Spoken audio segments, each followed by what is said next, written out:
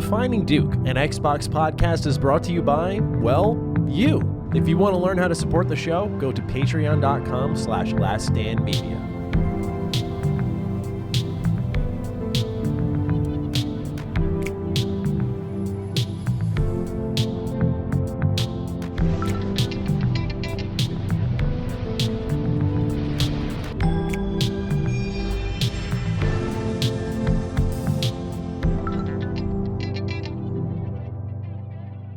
Salutations, everybody. It is Maddie here today, and welcome to episode 176 of Defining Duke, an Xbox podcast. This week, as always, I'm joined by evil villain Lord Cognito. How could you, brother? How are you, sir?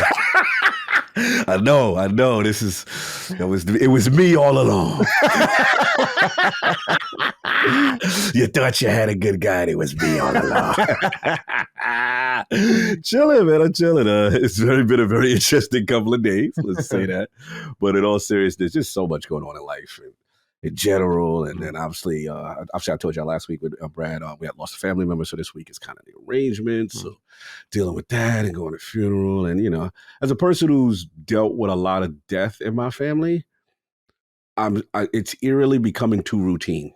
Yeah, you know? Bro, I dealt with that when I was in my college years. I know the feeling. It's like my whole family dropped like flies. And like when we have get-togethers, that's when you really feel it. Because it's like, like no one around anymore. It's literally just me, my mom, my dad, my brother, and like maybe my uncle shows up. It's yeah, I know the feeling. It sucks. Yeah. And I think for me, it's just more so like in conjunction with that, which is a great point, which is just like, man, we can't only be getting together for these moments, like the rest of the extended family kind of thing, right? Yeah. So it just kind of brings things in perspective. But yeah, you know, got to deal with another one tomorrow. So I don't know if we're talking about when we were recording and all that other stuff. Yeah, of course. Yeah, that's why we changed up the date. Appreciate, you know what I'm saying, for the accommodation there, so I can take care of biz, you know, tomorrow and see Mama Cog and all the rest of the family members. But other than that, just been running around. On a positive note, you know, a lot of stuff going on. I'm excited for the summer. You know, there's a lot of things going on that I'm really, really looking forward to. And then this whole year is kind of like stacked for me. There's just a ton of stuff, but cool stuff. But it's just like every other month is something. So it's one of them type years. Yeah. What's been going on with you, man? No, I mean, I'm gearing up for a little travel. I think I'm going to Summer Games Fest this year, which is exciting. I've never been. So yeah, gearing up for that. And so I'm looking into it, and I'm very excited about that.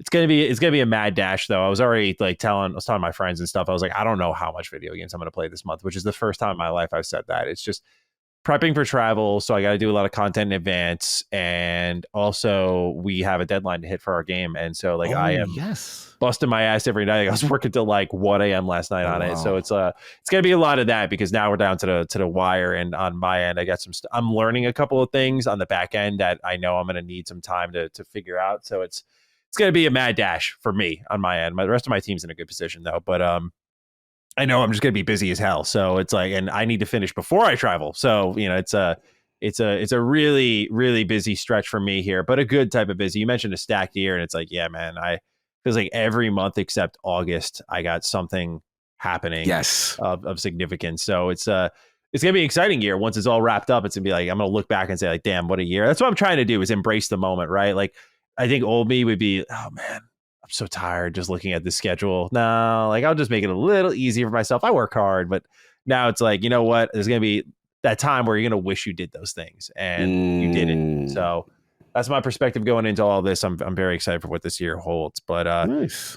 Yeah, man, we got a lot of write-ins this week, as we did last week. We appreciate anyone being a part of our show. You can write over on patreon.com/laststandmedia. You get early ad-free access to this show, among our other ones like Summon Sign, where Brad joined us from Summon Sign last week.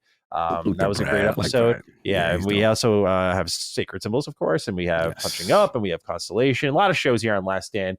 Great early access to all of them. You could write in, just like Peter Sismagoo did. Hey, Dukes, what is proper podcast edit? I thought this was a really interesting observation, and I never thought anyone from the audience would pick this up, by the way, in the intro of a show. Sometimes a guest, after being introduced by the host, spoils the next guest, stealing the thunder from the host to make a big intro on a special guest. Yes, Cog, I'm looking at you. I love you, my man, but you're guilty of this all the time. Joking aside, is there such a thing as podcast etiquette in this situation? Love you both. And yes, I do listen to you weekly without having an Xbox, just like everyone else here sooner or later. Ooh. Bang, bang. I'm curious if you ever thought about this, because sometimes I do have the intro planned for the guest and you're like, yeah, we're joined by royalty. And I'm like, well, there goes that. Yo, my bad. You know what it is? It's not a bad. It's never, obviously, I would have said something if it was a problem. It's just something I didn't think about it much. And then someone writes in about it. I'm like, does the audience notice this? I thought this was just me being like a weird host. No, that's real. You know what it is? I'm glad someone said that, because I'm so used to hosting. Oh, this is the only show. Defining was the only show I really don't host anymore. Because even shout out to Monsters Last Word, I used to host Last Word, then I transitioned it to him. But even with that show, I still do the intro to the show, right? So I'm so used to everybody like, go ahead, you do it, and then with guests, it's always been a thing. So maybe it's something they'd be like, hey, I gotta introduce the guest. It's like I think I'm forgetting something. I'm like, nah, but man got that. So now, good call out. Yeah. And yes, it will definitely be interesting, because I didn't even realize I do that a lot. It's so funny. I don't mind at all, because it's, for me, a good way. I sometimes come into podcasts too planned, like it's got to go like this, and that. And this show has really taught me to, like, I wasn't doing it on ham radio. I was like super structured ham radio, too structured. This show really taught me, like, you don't know what's going to be said, what's going to go, especially when you're working like fucking Colin. Like, you just don't know what, Jaffe, you just don't know what's going to come out of someone's mouth. So it's like, you just learn how to be flexible, right? Yes. And just go with the flow. So it's no problem. I thought it was hilarious that someone even said something just as a podcast host for all these years. Yeah, Peter was like, bro, stop spoiling the guests, man. I want to get the intrigue popping. In all fairness, you do a better intro. You get the whole, like, when I'm up on ILP, like, you do the whole write-up. You go down my accolades I didn't even know I had. You go down my high school records. Like, you just bring everything out, all the receipts, and you're like, this is what this man did. So, in fairness, you do it way better than me. all love. Just like to celebrate people. But good call out, Peter. That's funny. I actually didn't see that. I want to give you a little positivity, because certainly the comments were not kind last week. Adam Razak writes in, and I think this is a fair perspective. I do have some thoughts on this. Hello, Dukes. This week, I was initially going to write in a snarky question about Sarah Bond, but I want to instead give a shout out to Cog. I appreciate that he's willing to put his brutally honest thoughts out there, even when he's very aware he'll get the smoke from parts of the community that disagree with his takes. It can't be easy doing this on multiple shows on a weekly basis, so I want to say that I appreciate that he puts himself out there and provides his unique viewpoint. Thank you, and I'd love to answer your question, but let's talk about the Fallout TV show instead kind of day. Yes, that'll be our number one story. We'll get into Bond, Sarah Bond in a little bit, but I wanted to say one thing in your defense, Cog. I say this as the person who writes the show. I see all the write-ins. I go through everything people are writing. I read all the comments. I subject myself to Reddit. I do it all because I want to know where we stand with the audience. I think especially it's, extremely important when we're on someone else's platform. We are like representing Colin in a sense, and you want to make sure you're doing it right and you're not like tearing things down here. And one thing I see often is the desire for like a third host, because oftentimes people will say, not often, but sometimes the people who don't like our show are like, it's too much of a circle jerk. These two just agree with themselves all the time and yada, yada, yada. And they try to insinuate or straight up say, oh, well, we need different hosts to like, just someone has to exist just as the challenger. But what's interesting is when one of us has thoughts that are very different from one another, the community erupts in what is a diverse conversation. Like, you were definitely not overreacted. You were disappointed from what I understood. You were upset, but you weren't like me, who was extremely emotional. And Brad was sort of in the middle, where he was kind of the guy who lacked the emotionality and the investment in the platform on a high level. And so I thought it was a really well-balanced conversation. I say all of this not to make the audience feel bad. They're allowed to write in their critiques. We're going to respond to many of them in this episode. We have a bunch in our warm-up questions. We have 4 write-ins. We'll get into all of those. It might be a little bit of a longer show today, but I think we're always willing for that. But it's weird when we kind of do the things that people are asking for, and I see that they're still like, man, why do you go and say that? And I understand some of how people would interpret certain things you said, but I do want to say that for all the diverse thinking that people are trying to push into our show, which I thought we already had, when we truly had a extremely diverse conversation representing all viewpoints, it was like a dog on Cog moment. And I'm always going to defend my man. I'm always going to be defensive of you. But I also just feel like it doesn't represent well what many people ask for about our shows. It was almost like it would have been better if all of us were just stomping out Xbox for 3 hours straight. which I don't know if that would have courted more negativity, but yeah, I just wanted to say that in your defense a little bit here. I know this is a write-in for you, but it was just something I thought about for a little bit, right? Because again, it's not like we're impervious to mistakes. Of course. And I'm sure you read through them and have your own thoughts we'll get into, but please open up however you'd like on Adam's write-in. First of all, shout out to you, and shout out to Adam. Definitely meant a lot. It was pretty interesting, I would say, to say the least. I think I was actually more surprised. I mean, I knew my take would be different. I knew, y'all know me. I always try to be as balanced as I possibly can. And look, I'm emotional just as everybody else. When stuff goes down that I don't feel is right, I'm going to speak on it. But at the same time, I always like to, my mentality is always try to make sense of why something is happening. Even if it's like something I really despise, really, it is clear as day. I hated what happened, with Tango. But at the same time, it's like, man, why did we get here? And the thing that disappointed me, first of all, this does not apply to the realm of the Dukes. The realm of the Dukes, for the most part, they could say, hey, Cog, I don't mind when someone says, Cog, I'm disappointed in your take. That's cool. Like, I'm enough. There's no beef on that level. Yeah. But I think what really threw me off was this taking it to another level and people calling you out your name, people being disrespectful. Oh, you're this, you're that. And that's when, and I saw the upvotes. Like, I was just like, oh, wow, that's interesting. So I just felt like, to me, it's one thing to disagree with someone that has a different viewpoint. But once you get to the point of calling somebody out their name, being disrespectful, nicknames, all this other stuff, now you've lost my respect, because at the end of the day, you can't even have a different understanding or see a different viewpoint without that type of retaliatory negative thing. And that's the part that's disappointing with the community. I got to be honest. You know what I'm saying? That's the point that literally really makes me take a step back. And it's just like, man, I think one thing I think that LSM does and that we pride ourselves on is like, yo, let's bring someone in that has a different viewpoint. And maybe, even, I think we had an episode with, during the whole NFT thing, we brought you know what I'm saying? Like, it's so funny you brought that up. That was literally what was on my mind. Yep. Yeah, like, it's just like, that to me is dope. Like, it's like, look, I may not agree with your thinking, but let me understand how you got to that point, right? And that's what it is. And I have to say something, because it's been on my mind for a bit. The thing that's really frustrating is when someone tries to impose their unhappiness on you. And my thing is like, it's like a sports team. Everybody can say, yo, the coach gotta go. That's it. I'm done. I've dealt with this as a 49er fan. Shanahan has to go. Yeah, right? This guy, look what he did to Matty's Falcons. Look what he did to the Niners. He can't win the big one. Why is he still here? Right? And all I say, right, because I think I am the Chief Shanahan defender now that I think about it, right? So I'll say is, look, I get that. And you got to, and some of the times his arrogance gets in the way. His offensive play calling sometimes could be a little, somewhat, not a little too pass heavy. But what I always say is, for 49ers fans, remember when we had Mike Singletary? Remember when we had Chip Kelly? Remember when we had all these, this level of mediocrity and ineptitude, right? And that's the thing I try to tell people on the Xbox side. It's like, bro, I play this platform 95% of the time.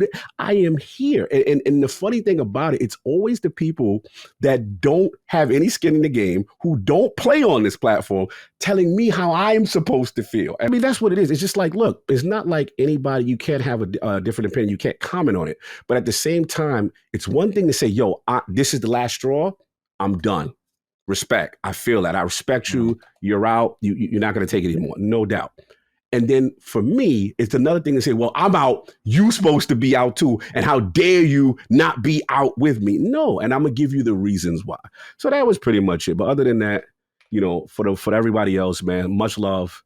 It's just, I'm going to say things that, some people are going to agree with, disagree with. But as long as we be respectful. And I think that's just the main thing. As long as we keep that level of decorum, I'm cool. And the last point I'll say is just like, I'm not trying to put pressure on anyone.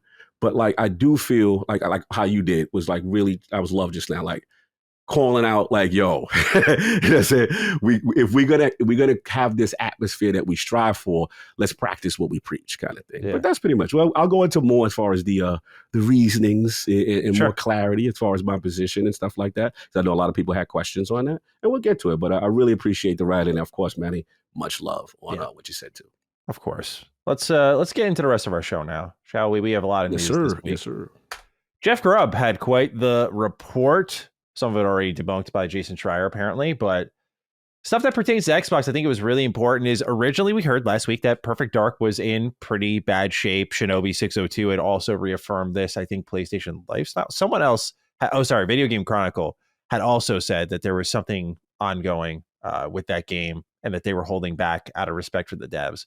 So it wasn't just Jeff, but a lot of people were saying something's wrong with Perfect Dark, which I think by its silence could be assumed.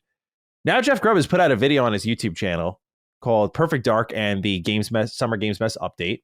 Mm-hmm. He says that Perfect Dark is in better shape than he had last heard. Still, some suggesting that it's rough in certain areas. He did reaffirm, like, that is what I heard. That was the report. But that some of that information may have been dated. Insider Nate the Hate also suggested something similar, that information Jeff Grubb reported and others had reaffirmed may have been dated. And that Jeff is saying this game may appear at this year's Xbox Showcase, which is a pretty bid surprise. He says Gear 6 is still on track to be revealed at the showcase, but he's unsure how, quote, aggressive, end quote, Xbox will be in presenting it. id Software's new game should be revealed at this showcase as well, which is looking more and more like Doom. We saw a new showcase for IDK FA, which means I don't know fuck all, which is a cheat code for all the weapons and armor. And so that is tied to Doom. There was the Doom Year Zero on the FTC leak. Tom Warren was suggesting Dooms. Now we hear this again from Jeff Grubb. So I think it's pretty much locked in that probably see this at Summer Games Fest.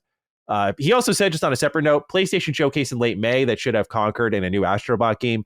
He also said that this is the one thing that gets debunked immediately is that there could have been a new Sly Cooper game in development. Oh, I thought about you. Yeah. A lot of people, though, I feel bad for this is what happens to Jeff all the time. I don't know why he doesn't work on how he presents his information, because it was clearly speculation, but he just has to say this is speculation. And that's it'll seem so much, because when I listened to it, I was like, oh, he's saying like it might be Sly. It could be Sly. But he's not saying like I've heard it's Sly, which people then take and report it's Sly. And I'm like, yo, Jeff, help yourself out, brother. You don't want Jason Schreier coming up and cleaning you up constantly. I love Jeff. And I'm like, dude, come on. Like, I'm rooting for you here. And then he also said that Dragon Age Dreadwolf is coming out late 2024 and he's hearing good things. And I can reaffirm that. I've heard really good things about this game and I'm excited to see more about it.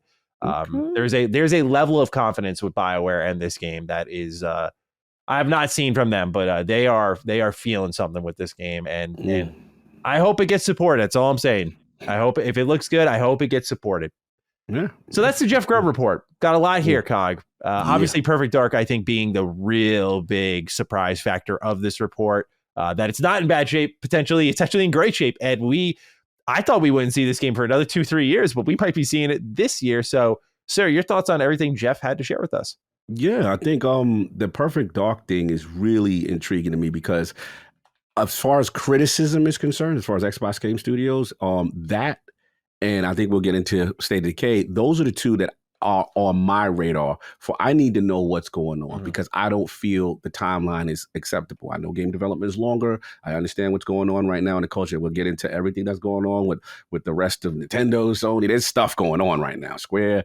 But at the end of the day, I wanted to hold their feet to the fire for these two studios. You know, I just felt that it's been complete blackout, dark mode. We don't know what's happening. So to hear him talk about it and then hear the initial reports, I was like, oh boy, is this going to be one of these situations, right? And I think, which I do want to elaborate on, is when I start getting frustrated, when I get my tiki torches out, is when games don't meet quality marks. When we have situations like Redfall, y'all gonna get to smoke Xbox. Saying that it's unacceptable to me. So I was worried about these two because we did hear, right? Daryl Gallagher comes in. They have this all-star cast of team. All of a sudden, no more all-star cast of team, right? Now, all of a sudden, here comes Chris 2D, right? And you're like, okay, I'll try to rationalize that because you did work with them. You're formerly Crystal Dynamics. But what's going on with the game? We haven't heard anything. And I think it was like, 2020? I forgot when the last time that was when it was revealed. Yeah. Yeah, it's been a minute. So it's just like, we haven't got one update, nothing. And then you hear this. So you're like, okay, maybe it is. So I will say this. With the reporting that Jeff said, obviously he got now updated reports. I guess I'm assuming that he's hearing good things. Look, companies are big. You're going to hear different things at different times. I'm hoping for the best. But what's positive, though, is to hear about it potentially at the showcase. Now, that now tells me, oh, we're trending right. You're ready to show at least. I don't expect you to come out this year, but I expect to hear from you. So that to me is like, okay, we back in pocket. At least I'm going to feel more positive about that. Everything else, Gear 6, obviously we heard about. We know what's going on there. It's software, baby. All right. I could use one of them little BFGs and little Doom situations. You know what I'm saying? And then, Dreadwolf. That one, a little nervous, obviously BioWare, and the history behind it and all the pressure that they have on it. It's a do or die game for them. For sure. This is one of those for them. So to hear you say, I'm hearing good things, to hear other people say they're hearing good things. And I need to know how this thing lands. This is a huge franchise for them, especially coming after the trilogy and stuff. But what are your top level thoughts on the Grubb report, as we call it? And yes, to your point, last point I want to say, Grubb up. I like that. The last point I want to say, shout out to Grubb, is that he probably got to throw, because I think what it is, he's so chill, and him and Mike just be flowing. Yeah.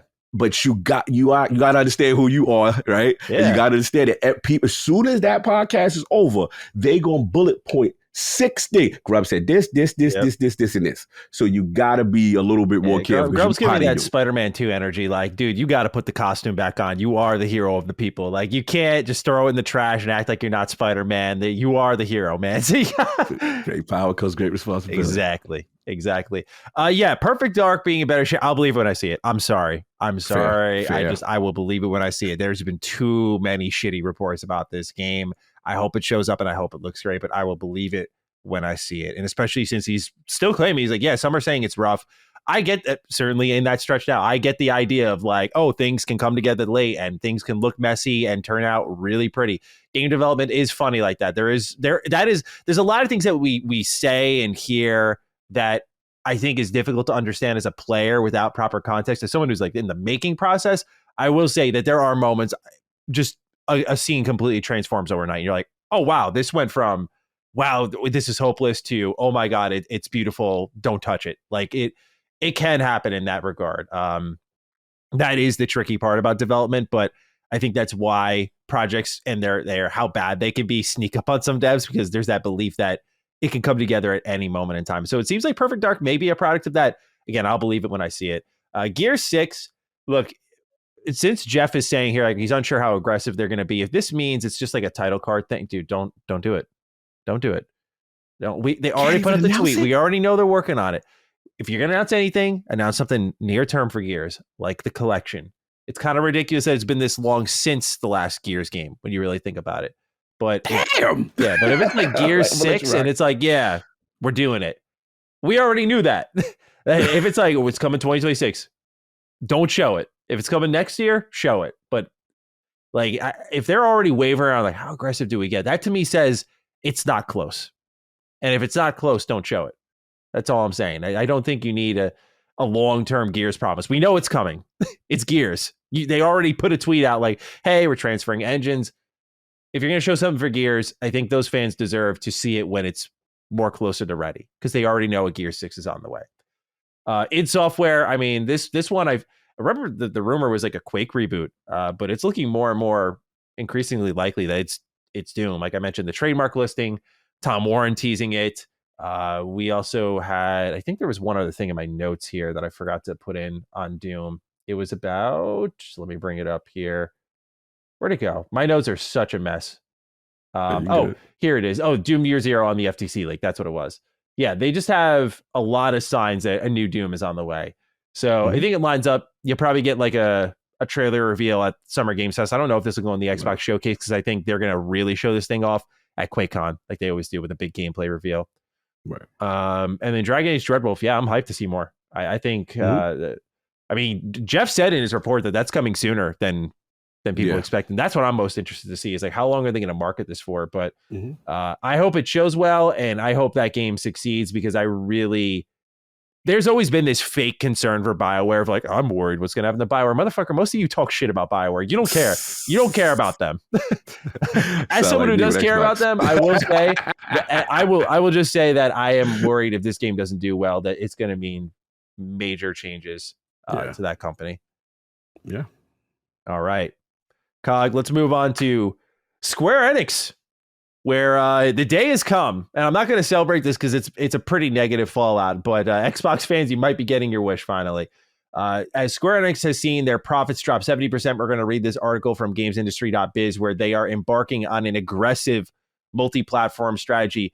Square Enix's digital entertainment sales were ever so slightly up, mainly thanks to HD games subsegment, the firm said. The solid performance of Final Fantasy 16, Final Fantasy Pixel Remaster, Dragon Quest Monsters, The Dark Prince, thought that was surprising, and Final Fantasy VII Rebirth saw HD game sales increase to $636 million versus $503 million the previous year. However, the firm's MMO and games for smart device PC browser subsegments both declined 11 and 10%, respectively. The operating losses across its digital entertainment segment were due to higher development costs, amortization, and advertising expenses. It continued, as well as higher content valuation losses versus the previous fiscal year. Looking ahead, the new strategy that they'll be implementing going forward, it has a really interesting name. I got to find it here in this article. I think it's called like Square Enix and Awakens or something like that. It's wild. I'll get the name for it in a second here. Square Enix Reboots and Awakens. That's what it's called. The company previous strategy included a target to rebuild its portfolio across HD games and smart device segments, streamline said portfolios, and expand its MMO business. However, it said its journey to better profitability in HD games development had been incomplete, adding, quote, "We launched many titles, but some failed to live up to profit expectations, especially outsourced titles and some AAA titles," end quote. So that's, I think, games like Forspoken, Avengers, again, those are cratering to them. It also noted a slowdown in SD games, gaps in management infrastructure, and cannibalization of our new titles due to the launch schedule overlap, which is something I talked about very extensively on Duke, on how like Square Enix is out of their mind releasing some of their game. Like I think they released like 3 games within a couple of weeks, and like one of them was like Valkyrie Profile on PlayStation, another was like a Dragon Quest game. It was ridiculous. Its new strategy to tackle these challenges is called Square Enix Reboots and Awakens, and is a 3-year plan targeting long-term growth. The company wants to enhance its productivity and release titles more regularly by optimizing its development footprint, it said. That will involve revamping its organization, retiring its business unit business unit-based organization design. This was obviously going to lead to layoffs. It wasn't really reported until it actually happened, but yeah, they're restructuring their US and EU branches significantly, which is a damn shame. And we'll get into why this is on Square Enix and how it shouldn't have come to this. The company said it will also aggressively pursue a multi-platform strategy that includes Nintendo platforms, PlayStation, Xbox, and PCs. For its SD games segment too, Square Enix said it'll be looking beyond iOS and Android in its PC launches. It also intends to step up digital sales in order to diversify its earning opportunities and further develop its IP across multiple media and markets. The company said is set to rebuild its overseas division from the ground up, it added. That will involve optimizing costs across European and American offices via structural reforms, layoffs. Finally, the company said it'll be looking into making strategic investments to expand its additional domains. For the financial year 2025, Square Enix expects to increase its operating income to $256 million, which would represent a 22.9% boost. However, the company forecast for it that its sales will continue to decline, down 13% or $1.98 billion. It is also intending to achieve stable profit generation from the overall DE segment and to generate consolidated operating margin of 15% in the fiscal year ending March 31st, 2027. This says to me that they're not going to sell to anyone because they're trying to swing on their own. So if they were to sell off, I think it's going to be down the line if this really fails. But this is interesting, not only because we're seeing a new strategy be deployed, but it communicates very directly that the PlayStation exclusive strategy, the mercenary strategy, did not work out for them at all. We have 2 write-ins, and I'll kick it to you, Cog. Eric Golly writes, Dukes, AAA Square Enix games are coming to Xbox as part of Square's restructuring. Which of their games would you want to see on Xbox on the Xbox platform the most? P.S. I blame Game Pass for Square laying off all these employees and cutting their teams. If only Xbox players would keep buying 8+ year old Final Fantasy games. So Eric got the spice. Sean Mason writes in, a little less spice here. Hey, Dukes, as an avid enthusiast of Square Enix games, I eagerly welcome the news about their shift toward expanding the availability of their titles across various platforms. As a dedicated follower, eagerly awaiting the opportunity to revisit Octopath Traveler 2, I'm particularly looking forward to its release on Xbox. Given this, excluding titles like Final Fantasy 16 and 7 Remake, which Square Enix games yet to arrive on Xbox would you most desire to see introduced? Best Sean M. Thank you both, Sean and Eric, for writing in. We appreciate all the writings we get. Cog, this is it. This is the moment that we saw coming from a mile away. No, after all those misses on the Xbox platform, here we come, multi-platform strategy. But it comes with layoffs, a lot of changes. We've already said that they're focusing on bigger games, which means that a lot of their smaller, riskier projects are going away. And I'll get into that and why, again, this could have been easily avoided. But first, I want to hear from you.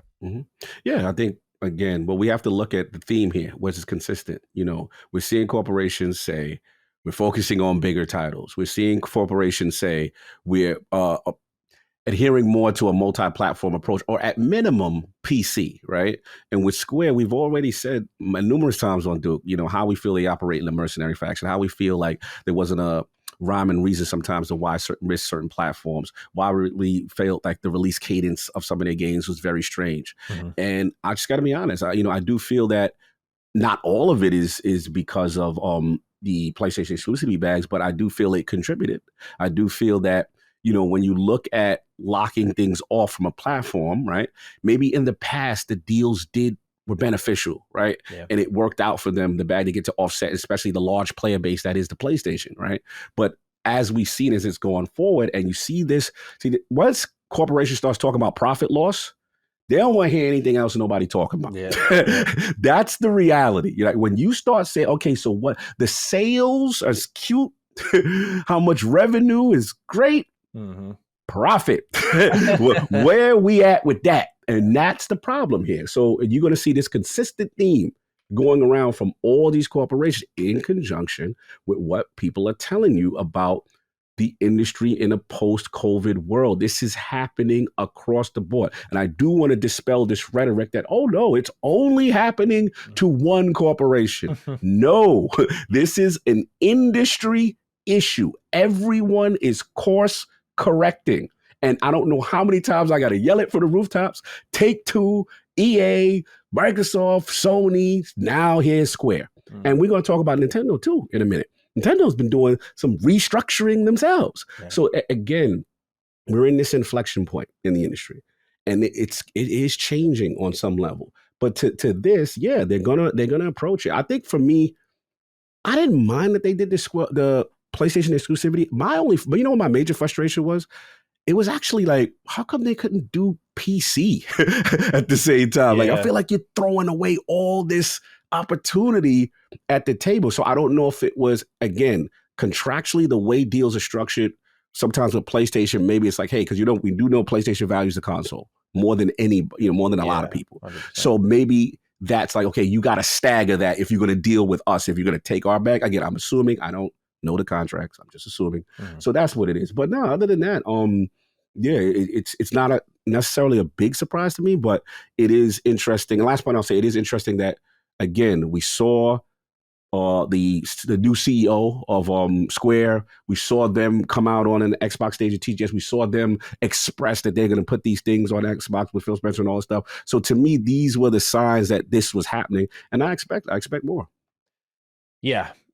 A lot of things for me to say on this one. I think for starters, it really comes down to this was avoidable purely. It's not even so. Every company has made these mistakes over the last 5 years or so, I would say, and they stem from different avenues. Like some overhired completely and thought the COVID bubble wasn't going to pop.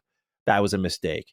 Square Enix's mistake was just bad identification of partnerships and products that they thought were going to do well. I know it's easy to say hindsight 2020. I think Avengers I can forgive because I can see why. Like, you're coming off of Endgame. It's a live service product in a live service future. You think I can see the vision for that, but stuff like Forspoken, I don't know where that gets the green light. I don't know why you take Luminous, who made you a very successful Final Fantasy game. I know it had its flaws. Final Fantasy 15 was not perfect, But I don't know why you take them and don't put them on like a Final Fantasy spinoff or something along those lines, and you let them toil away on a new IP that just right off the rip, to me, had so many problems beyond its characters. I think its gameplay was even very faulty. You look at Foam Stars, which they've said now in this report was a failure. Really? Where in God's green earth did you think that was going to do well for you? You wasn't going to rub a dub and get the show forward? You wasn't going to... It's so funny, man. I'm going to sound disrespectful, but as someone who's going to be seeking funding soon, I don't know who comes up with the idea for Foam Stars and how I got to have the most silver tongue imaginable. I don't know how these things get funded. I'm like, who wants Foam Stars? Who? Have you met anyone who's, and I'm sorry I'm beating up on this game, but who wants Foam Stars? From Square Enix, nonetheless. You're a JRPG legend in the industry. Know your lane. They gotta get in there, shut up and make them fun. Make them fantasies, no Final Fantasies. Well, it's like if you don't want to crater your business, I respect the risk taking because educated risks were also made by Square Enix. See, I'm not all mean. All right. Octopath Traveler was a well-found risk because look what it's opened up for them. Octopath Traveler 2, which wasn't listed as a successful game in this earnings report, which is very disappointing. It got you Live Alive. It's getting you Dragon Quest 3 remake. I think you do that with Chrono Trigger, Final Fantasy 6. You do this with any old school, well-known Square Enix JRPG. That is why the HD 2D art style was worth every bit of investment. So Square has made educated risks in the business. I think Octopath Traveler was one of the smartest things they did. That game sold extremely well. And it literally sparked a renaissance of pixel art games. So I think Square should be commended for that. Just the problem is they got a little too crazy. You know, it's a shame that one of the impacted studios from the layoffs is Square Enix Collective. Power Wash Simulator. Yeah. They brought a bunch of games to market that were indie, and they have a good eye for talent there. You'd be surprised at the things that that name is attached to. So it's disappointing because I think this is avoidable if they did Paranormasight. It's a really random horror visual novel game that no one knows about, and it's extremely good. Highly recommend people check it out. It was like $15. It's on phones, PC, Switch. And not only that, last thing, what also was avoidable for this, when you were doing the right thing, let's bring Valkyrie Profile forward. Let's put it on PlayStation. Why are you releasing that at the same time as a Dragon Quest game, at the same time as a Final Fantasy thing? The overlapping schedules, you know, I got to learn more of the inside baseball of the industry because I don't understand how anyone doesn't see that and go, stop everything. We spent time on this. This wasn't easy to do. Let's not send it out to die. Like, especially when you as Square Enix are known for your JRPGs and you're putting like 4 of them out at once. And these are big games. Yeah. Goes back to what I've said with a lot of what's going on with the industry. We are not getting to the root of the problem, which is not a money thing. It's time. People don't have time to people would probably buy more games if they had the time to play them all. Because we're I think seeing an increase in the quality of things, a lot of great shit's coming out. But how many games have you seen this year where you go, damn, that looks good. I'd buy it if I had time. If I had time. No, you're great. I just want to interject for a quick second because you're making a fantastic point. And I think, again, the key here is the nuance. You're absolutely right with time. And I think a lot of these corporations, including Square, you said you're putting out all these things because at that time, 3-4 years ago, what is it, 2020, 2021, and then we started getting a pandemic, they're seeing record engagement. True. I seen it when I was at Meta. They like, yo, did you see how many they bought? Like, this is the new normal. Oh, bro, we got to ramp up. Get people just decided to become gamers. Yeah. Like, bro, nothing to do with the pandemic. Just we're gonna be gamers now. Yeah, everybody full time, and it's gonna stay like this. Yeah. And bro, the miscalculations. But to your point, I agree. I think that especially the release cadences and so many things on top of each other. And I'm not even going to defend them, but I do think they saw Splatoon. Someone saw Splatoon. Yeah. With Soulstar. No, you're right. We got that, bro. We could do that better than them with live service. And this is going to be the hit of the summer. I'm telling you. Somebody in that building thought it was going to be fire. Yeah. But continue.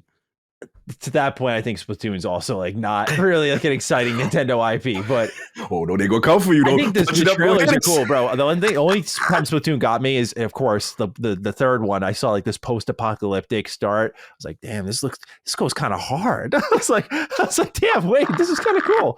No, Splatoon's a good time, but I tease, but it's just to me not like the most interesting Nintendo IP that I would copy if I'm making a game that's trying to compete with them.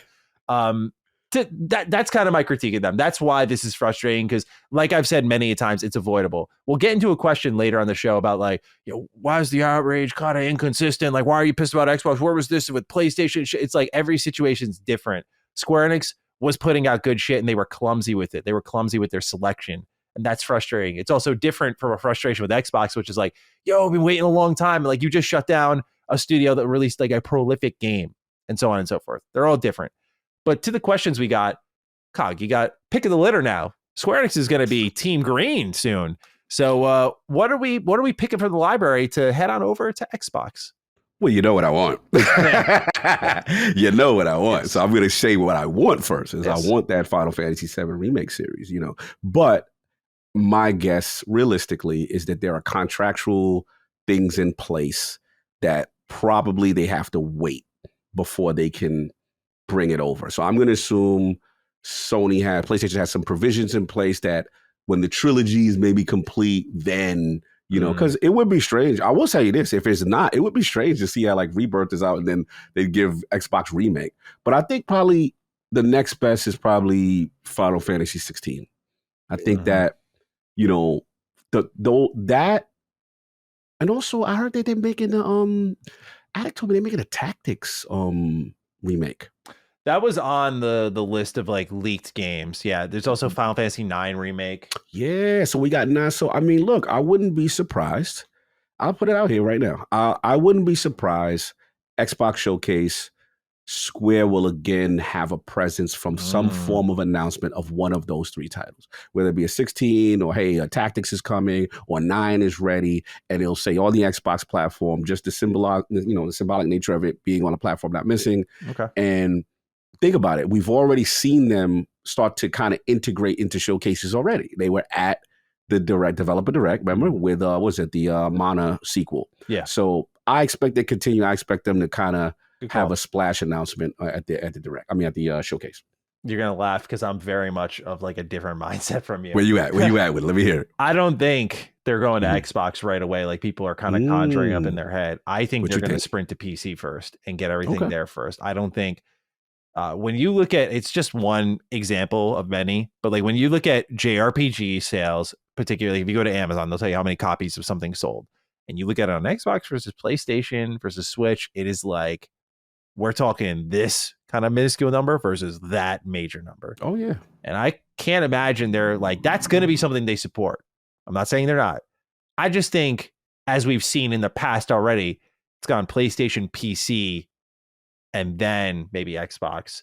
I think Switch is also a huge priority for them. If they can swing anything to the Switch, that is a gold mine for them, bro. Of course. One of the games they attributed to their success last year was Pixel Remaster, which is a great collection of games that is very awesome on Switch.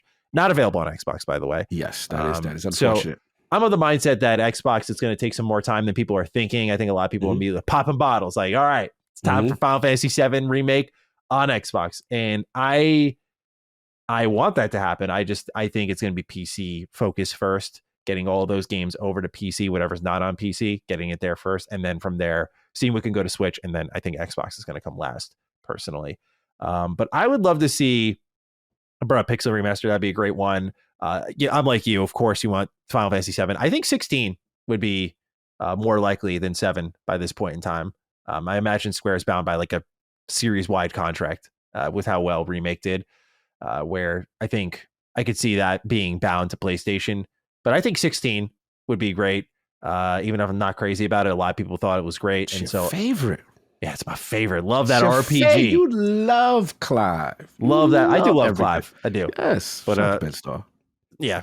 I don't want to piss off the audience because they just start trouble. I'm just trying to get you down the dark rabbit hole, and you're not biting it. Okay, yeah. You're not suckering me into this one. Yeah, you fighting it. I'm like, all right, cool. I'm gonna leave it alone. Yeah, they also have games like Octopath, which I think will come over, Live Alive. I hope they bring a lot of these over because they've made a lot of good JRPGs over the years that people should experience. Like Valkyrie Profile, like get it off PlayStation, put it on Xbox. Why not? Yeah. Get it on PC absolutely. If it's not there. I'm not sure if it is, but yeah, I think they got a lot of Japanese content there that they can bring on over. So let's hope. All right. Next year, quick update. Hi-Fi Rush is still shipping according to limited run games. Nothing's changed on that. So some people were worried with like the cancellation of the studio or shutdown of the studio. If this had been canceled, the limited run copies of Hi-Fi Rush, it has not been canceled, still shipping. So you don't have to worry about that. Good. All right. Next up, Jez Corden. This man's got the ironclad opinion.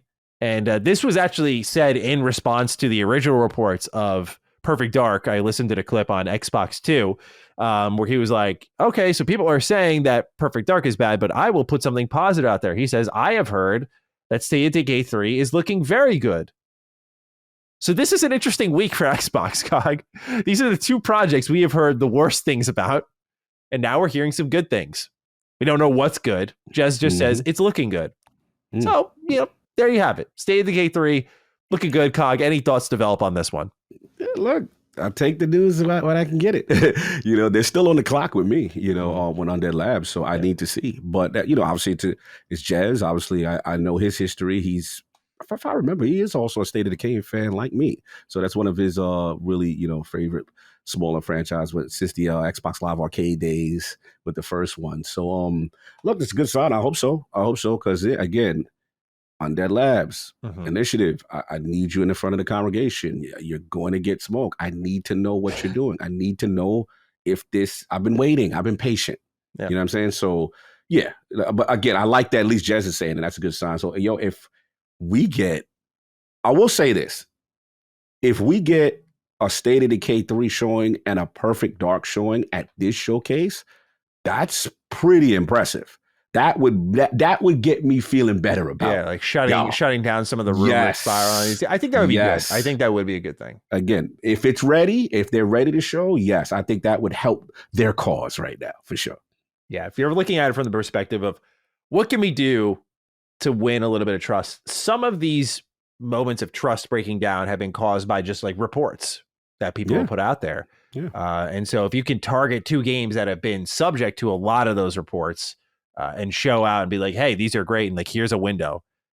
I mean, that'd be awesome to see if you ask me. Absolutely. All right. Next up, this is interesting news here. SEGA, according to Midori, who's again been really spotless with their SEGA reporting, says that the plan at SEGA is to make franchises like Yakuza, Persona, and Sonic annual franchises through new titles, remakes, and remasters, DLC expansions, and other media.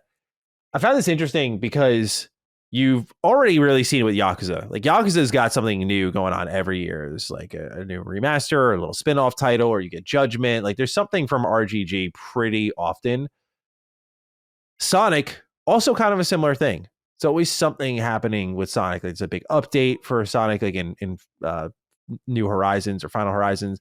You have the Generations remaster this year. Now it makes more sense why they're remaking Sonic Heroes, at least according to reports. But Sonic's been getting pretty steady content, really starting with, I think, the movies popping off. They've been investing in that more and more. Persona's the interesting one. I love the idea and kind of don't like the idea. I always have been a believer of there's too much of a good thing. And Persona's annualized push thus far, as a huge fan of the series, has been not great. Things like Tactica, there's just not that quality there like you find in a mainline entry. And you're not getting the spinoffs that really made people, for example, love Persona 4 as well. Like Arena and Arena Ultimax are not just amazing fighting games, but amazing Persona style experiences fit into a fighting game. And so you're not getting those spinoffs. You're getting dancing games. Like we got 3 dancing games. By the way, I love Persona 4 Dancing All Night.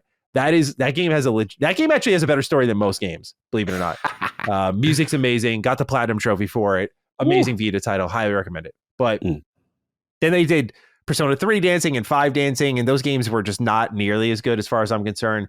You get things like Tactica. You get Persona Q2. Q2 is all right, but like that's the thing is Strikers. Persona 5 Strikers is another game I would put in like the it's good. Persona's not really thrived, in my opinion, in this spin-off category. It's good to get more of these characters, and I love how they're exploring them.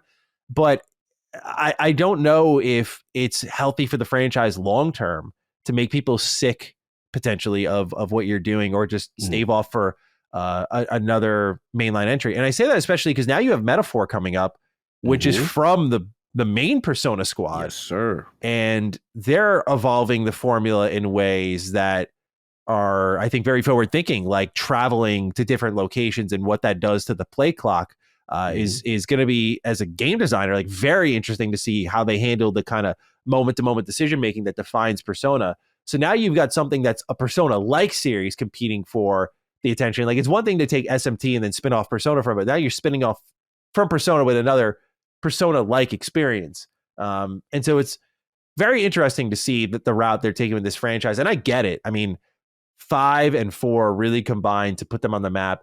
I'm not going to complain about more remasters and remakes. Persona 3 Reload is a game I'll talk about later. I've gone back to it. It's excellent. It really is. I'm keen to see if they remake 1 and 2. I think those would be great picks. I think there are projects that make sense, but some of the separate additional spin-off titles, they're not really lighting my fire. And I don't think it's series fatigue. They're just not as good. That's the unfortunate truth of the matter. So that's how I stand on where Sega's going with this. Some of it I think we're already seeing, but Persona, I would say worried, but tread carefully, Sega. We don't want to ruin this really good thing you got going on. No, that's fair. I think that's fair. I just want to point out again, sound like a broken record, there seems to be a consistent theme here. Focusing on core franchises, remakes, remasters. This is what we're seeing now. We talk about Square. We talked about all these people. There comes Sega. Now Sega says, okay, you know what? We're going to focus on this. Now, actually, it's funny you said that about Persona, because I actually felt a little bit of like a Dragon, Yakuza, even though I know it's popping right now. There is a part of me that's like, because we had Ishin, we had, the man who erased his name, then it went right into Infinite Wealth. We know it's going to be a continuation of the saga based on the end and stuff. Fantastic game. There is a part of me that also does worry, you know what I'm saying? Like, when you do get into what I consider formulaic mode, right? Where you rely so much on this, and then, you're throwing a number at the end and stuff. And in Infinite Like a Dragon, they just did a rebrand, right? They stopped with the number and they just said, okay, this is what we're doing. So yeah, there is concern there. I get you on your baby, with Persona. Sonic is hot right now, so they're going to keep, they're going to ride that. I get that.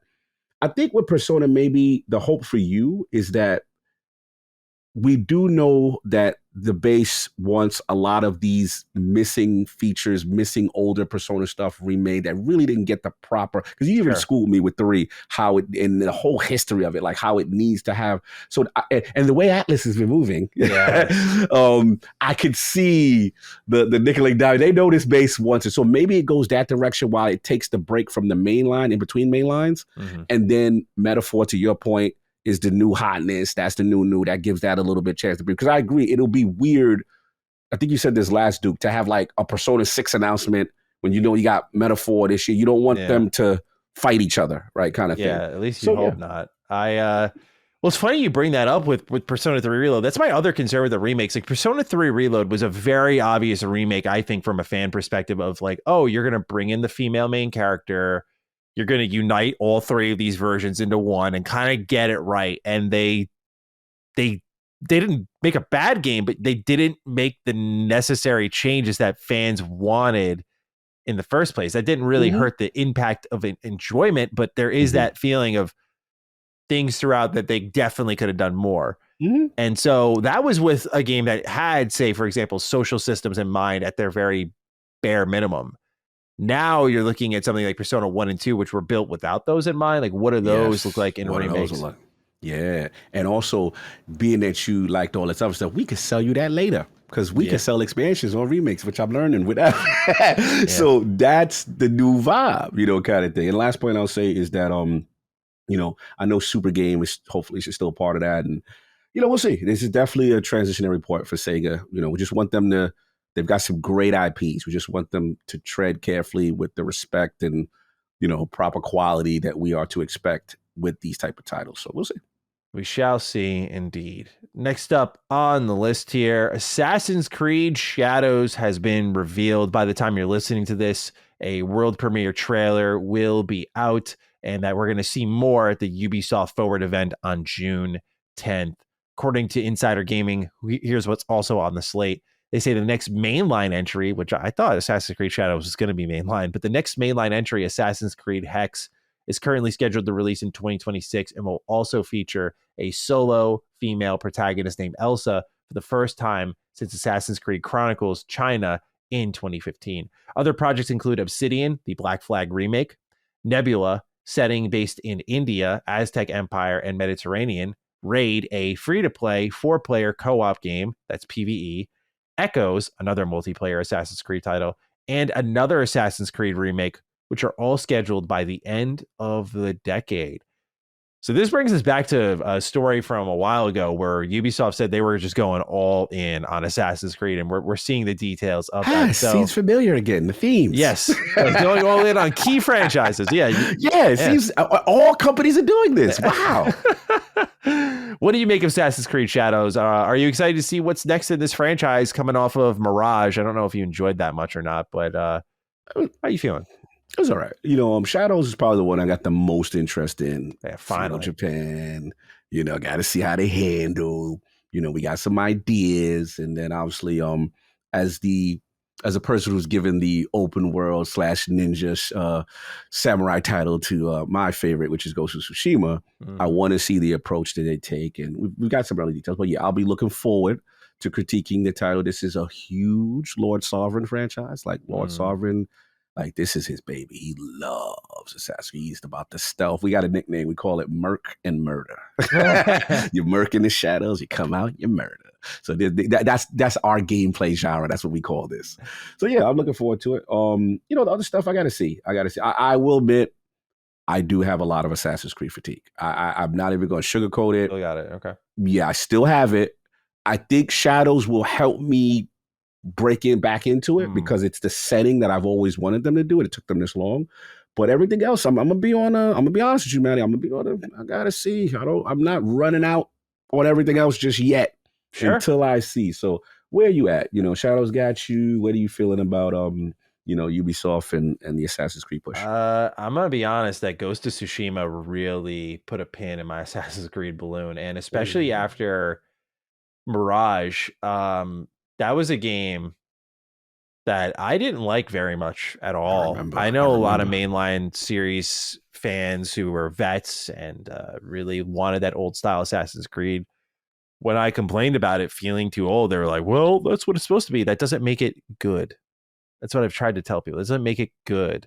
It's almost like they didn't I look at so many examples we get in gaming of like these case studies developers do of their old games and how they iterate upon them and improve them and make what they really wanted to make back then now. I feel like Mirage was a completely missed opportunity on that. Ubisoft's writing has also been dreadful in most cases. So as much as I'm excited for the setting, I can't just throw myself at them, especially when we have Ghost of Tsushima, which I just think took that Assassin's Creed experience and it evolved it in so many ways that were simple, like, following the guiding wind, but also the combat feeling really good, the different stances, the story being phenomenal, multiple endings, open world activities actually being different. There's just so much about a Ghost of Tsushima that was phenomenal. I love that game. That's like one of the PlayStation franchises I'm super excited to get the sequel for. I cannot wait. And I imagine we'll hear about it soon. But Assassin's Creed Shadows, like, I'm here for it, man. I love Assassin's Creed. When I did my retrospective for it, the whole series over on Retro Rebound when Mirage came out, going through them, I was like, this is kind of an underappreciated time. Like, I know we were all tired and fatigued, and I get the decisions that were made and why they made them, and they're not wrong. I'm not going to give it that revisionist history. But there were some games that I was very harsh to that I actually like quite a bit. I think of games like Assassin's Creed Syndicate. What a wonderful game, really. I encourage people, fire that thing up nowadays and tell me you're not impressed with like the scale of that game and how many activities are there and how thematic they are to the setting. Like, it's got a lot of spirit to it, but it was at the peak of Assassin's Creed fatigue. Everyone was tired of it. Everyone. And so that's when they started changing things and did a year off, and then they did Origins, I think, a year later. So yeah, I also kind of refound this appreciation for Assassin's Creed and how good it used to be. Unity is still phenomenal. Unity is still really good. Like the freedom of choice in the mission approach, the optional objectives, the Hitman-like status of that game. I don't know why Assassin's Creed walked away from that. I know Unity was a disaster in its technical department, but its mechanics and design and its parkour, it's best in class for its series. So it's tough to root for the series as they kind of just run around with like a chicken with their head cut off. But yeah, I'm anticipating Assassin's Creed Shadows, but I will stay reserved until I can lay hands on it or lay eyes on the gameplay at the very least. Yep.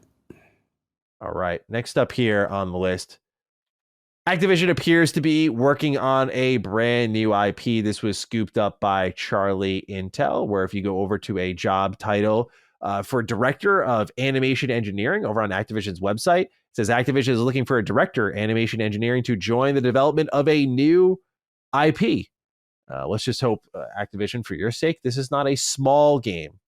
We know what happens with Xbox. It's small games. I was thinking about it. It's like you need to be this high, this tall to ride this roller coaster. And studio might get shuttered if you don't. Yeah, right. And they're putting the measuring stick outside all these studios. Is like, you this tall? Sorry, you can't get on the ride. Your game too small. Damn. So I got to kick it to you. Activision new IP. Any ideas what this might be? We were talking about it behind the scenes, if you will. I was thinking it might be the Infinity Ward RPG, but I don't know. What do you think this could be? Anything. The Call of Duty. That's where I'm at. Like, let's see some new stuff. Duty calls. Yeah, bro. Like, don't get me wrong. I know what y'all do over there, but it's like I get excited, when I hear new IP. I'm very curious to see what it is. What type of component, any live service component. Are you doing a single player game? That kind of thing. But yeah, obviously we saw the job posting, animation engineering position. I love, like I said, the verbiage of new IP. I'm just I'm just happy that it's something else, and I will reserve judgment when I see it. But so far, I just like that premise. Absolutely, we'll see. It's interesting because they shut down that Blizzard IP, the survival one. So I'm wondering where this one kind of fits in for them since it's still afloat. All right, next up here, EA is considering putting ads in their games again.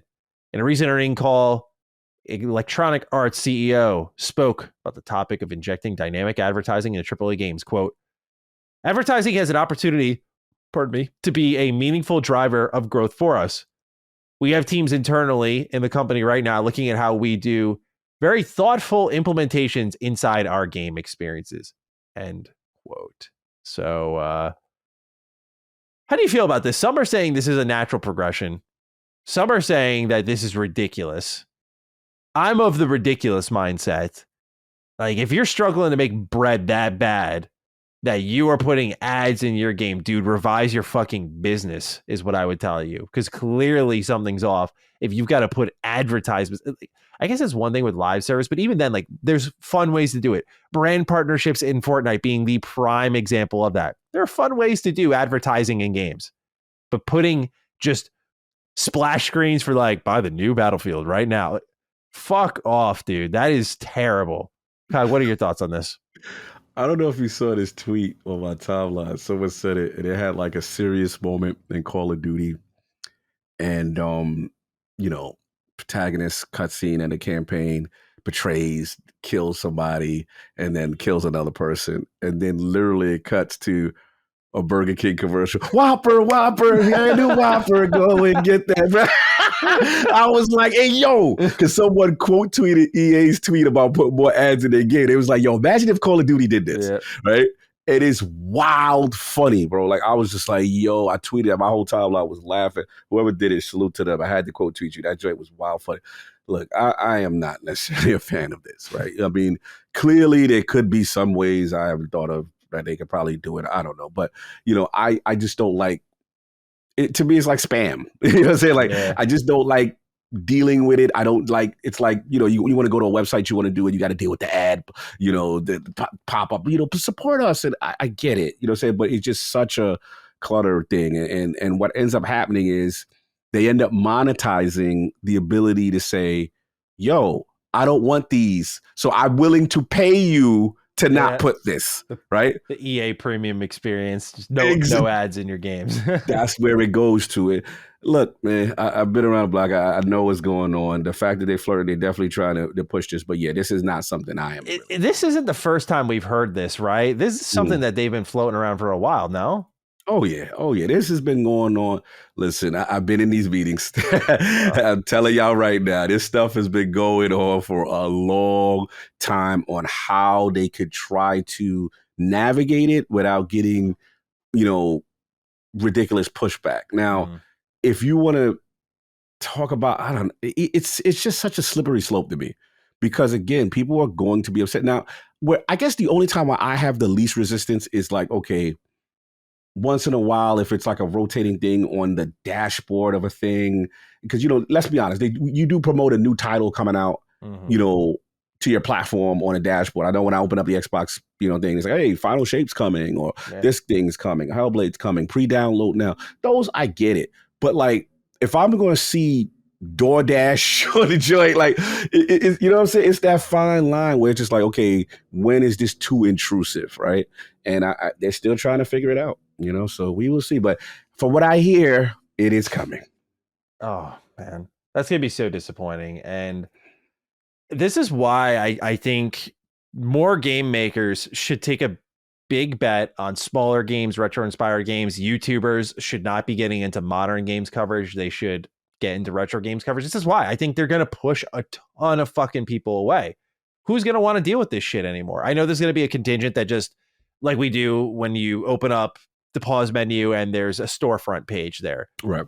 Just kind of blinders on, don't really pay attention to it, don't acknowledge it. It's for the people who, I guess, care about it or whatever. But eventually you're moving the goalpost so much that it's just problematic. And I think there's going to be a market for the people who say, we don't do that. And that's how it's going to end up going. Same thing I mentioned with AI. Eventually there's going to be games that say like made without AI. Like this is all handcrafted. Right? Yeah, be a seller like this is an organic ingredient now. Like this is it's gonna be like the organic holistic. Food section. This is it. This is holistic made. Gaming, I'm telling you, bro. Games are literally going down this pathway. Tell me I'm wrong. Like that's what they're doing. I think there's gonna be a lot of money to be made in the companies that just stay the path and don't cave to the pressure. But EA, they have not been known to do that. All right, Kai, I'm excited to get your thoughts on this one. ROG Ally X has been announced in a statement to The Verge. Now, this isn't the ROG Ally 2. This is the ROG Ally X, which, according to Insider Gaming here, because I am not a technical whiz, so you're going to have to pardon me as I try to read through this, will feature the same AMD Z1 Extreme chipset as the original, as well as the same 48 120 hertz VRR screen. Where it does differ from the first ROG Ally is in battery life, as the device will have a larger battery pack within the handheld. It will also have more memory compared to the 16 gigabytes in the original, as well as a longer M2 2280 slot for more options with M2 drives, whatever that means. I'm sorry. I'm going to show my ignorance there. Shout out to the SSD. As far as full specifics go for the device, that will come at a later date closer to launch. Lastly, when it comes to the ROG Ally 2, that system won't be coming, Asus says, until the company can offer players a major improvement over the original. The full reveal of the ROG Ally X will come on June 2nd, according to Asus. So, Cog, as a ROG Ally aficionado, I've traded in my ROG Ally, if you will, for it's literally sat next to me and just kind of collected dust. I'm not going to lie, because I like my Steam Deck OLED a lot. So for you, hearing that an upgrade's on the way, obviously we don't have the full story. We'll cover it when the full story's there. How are we feeling knowing that a second iteration is inbound? What are you hoping to see in this one? Because for me, I think a dedicated gaming experience without interfacing with Windows much would be my first selection. But you, sir, have probably used this thing way more than me. So let's hear from you. Yeah, I think for me, it's kind of, that's what you said. Like, from my understanding, it's going to be an Armor Crate revision. That's kind of like their pseudo overlay that's supposed to be gaming centric, like almost like, a PlayStation storefront or what you call a storefront. Well, you kind of see the big time. You don't see Windows 11, right? And they experimented. It was okay. It was, I would consider, a half measure on certain levels. There are no way in comparison competing with the cleanness of the interface of the Steam Deck. It's just one of the most beautiful interfaces and just very easy to use, user friendly kind of things. I remember when the ROG came out and King got his. And he was like, bro, like I'm moving around in this thing. Windows start screen. That's Like what he pushed was me away. It's so tough eventually to navigate it. Yeah. So the key for them is the integration. And the problem also is that, whether it be with Windows, really not having that true compact mode OS that is a dedicated mobile OS. Now, I don't want to log into the Ally and it's just like the PC. It needs to be really configured for the portable experience, and it's really not. It's an overlay on top of Windows, and that's the barrier. I'll be honest. I'm a huge Ally guy. Y'all know that. I'm a little disappointed with this. I was a little disappointed with this because I think, like, man, it's the same Z1 chipset, so I'm not really going to get more power there. You still got the 120 VRR, which is amazing. It does, the screen looks crisp. Oh my God, it's fluid. So that means it's not going to be slimmer, right? You don't think either? And then, it's got to be heavier than it because they're talking more battery life, which is good because that battery is woo. Yeah. You might as well live next to the plug with that battery. We already know what that is, right? So now it's like, okay, the battery's bigger, but I'm like, all right. And I'm a techie, so I already opened my Ally up and put an M2 slot. So for me, there's no incentive. The incentive that you would have got me is a chipset, and guess what? How about an OLED screen? That would have helped me. I'm like, okay, cool. Now I get it. Instead of it's white, it's the black. Everybody wanted the black joint. I don't think I'm running down. I think I'm good where I'm at. Yeah. I think I'm good where I'm at. Especially for the price you probably have to pay, right? This was a premium handheld, and I think it did a lot of great things. I mean, I will say this, for all the shit I'm talking, when you fire this thing up and you do get the game running finally, and it's running like 60 frames in your hands, 120 hertz, oh my God, it's pretty it's pretty wild because it justifies the low battery life where it's like, oh, I only get an hour. This is great. Yeah, this is awesome. Yeah, that's what it is. So I just deal with it because in terms of the playing of video games, no one plays video games better. Like Starfield on that joint, I was like, oh my Lord, it was blowing away the Series S. I was like, because they had the RDNA. I'm like, oh my God, this is crazy. Yeah. It's a beautiful device. But again, I'm looking at why would I upgrade what I currently have for this? I personally can't justify it. And the price point is not cheap. So yeah, look, I'll be waiting for part 2. Eventually they said like they're going to do it down the road. Yeah. The jump's not ready just yet. And hopefully there's another console manufacturer that maybe might decide to get it to the handheld, might join the ring, enter a new challenger that I would like to see, because I know that they would have more of a dedicated hypervisor, a dedicated UI that's really mobile centric and not you just slapped, this Armor Crate thing on top of a Windows 11 PC and calling it a portable. Don't get me wrong, I love the device. I'm not going to Tekken runs amazing. Everything runs amazing on this device, but I just want that interface and all you that saying stuff. Mobile connected a dot to our Sarah Bond story that I'm like, oh, Cog's cooking. Okay, I see where his head's at. See where they're going. They throw in the breadcrumbs. They throw in the breadcrumbs. I see exactly what's going on. So, and I'll be honest, I was ahead of myself. I thought they might partner with Asus on something. You know what I'm saying? Being that the relationship was there, but it's clear that Microsoft wants to do something on their own. So we'll see. We'll see how it pans out. Yeah, we'll get into that in a little bit. Still got a couple more stories to go. Suicide Squad cost Warner Bros. $200 million in revenue. So I think it was more costly than we thought. That's a huge loss. 200, bro. That's, man. This might shut them down, bro. Yeah. If they can't spin up something quick that's going to secure their future, because apparently they wanted to make this. Like, this was their choice to make this kind of game, to make live service, which is probably the most disappointing realization of it all. A lot of the stories that were spun, I think I even partook in it, so I'll take accountability, was that like this was a WB mandate. And it could be a 76 situation where we wanted to make this, in quotes, while also like kind of nudging them in that direction. Like, this would be best for business if you made Fallout 76 or if you made Suicide Squad. So I'm not going to say WB's totally blameless in this. We are talking about the company that happily sold you a game and then took it back and said, nah, y'all, it's early access. We take it back. We're going to sell this later. That is real. That's real. I think that what we're seeing is the influence of what I consider, I got a new nickname for them. I'm going to call it the Sinister Six. Oh, man. Because let's hear it. It's the Sinister Six, the Spider-Man villains, right? Is basically the 6 games, like a Call of Duty, Roblox, Fortnite, You know what I'm saying? You know what I mean? That it's always those 6 games at the top of the list. Yep. And everybody wants to be a new member of the Dynasty 6, but you're not, everybody can't join the club. You're not bad enough. And it's those 6 games that remain the evil villains to the rest of the creativity of the industry. That's just what it is. The problem is corporations wants to chase that bag. They want to be down with the crew. They want to be Venom. They want to be part of it. And I think that's what's happening here. And I think that's why we're seeing the influence. You know, so funny. Yeah, so that's what's going on, Suicide Squad. This one for you, Cog. Jake Solomon, XCOM creator, Midnight Suns, has opened a brand new studio. He tells Digital Trends.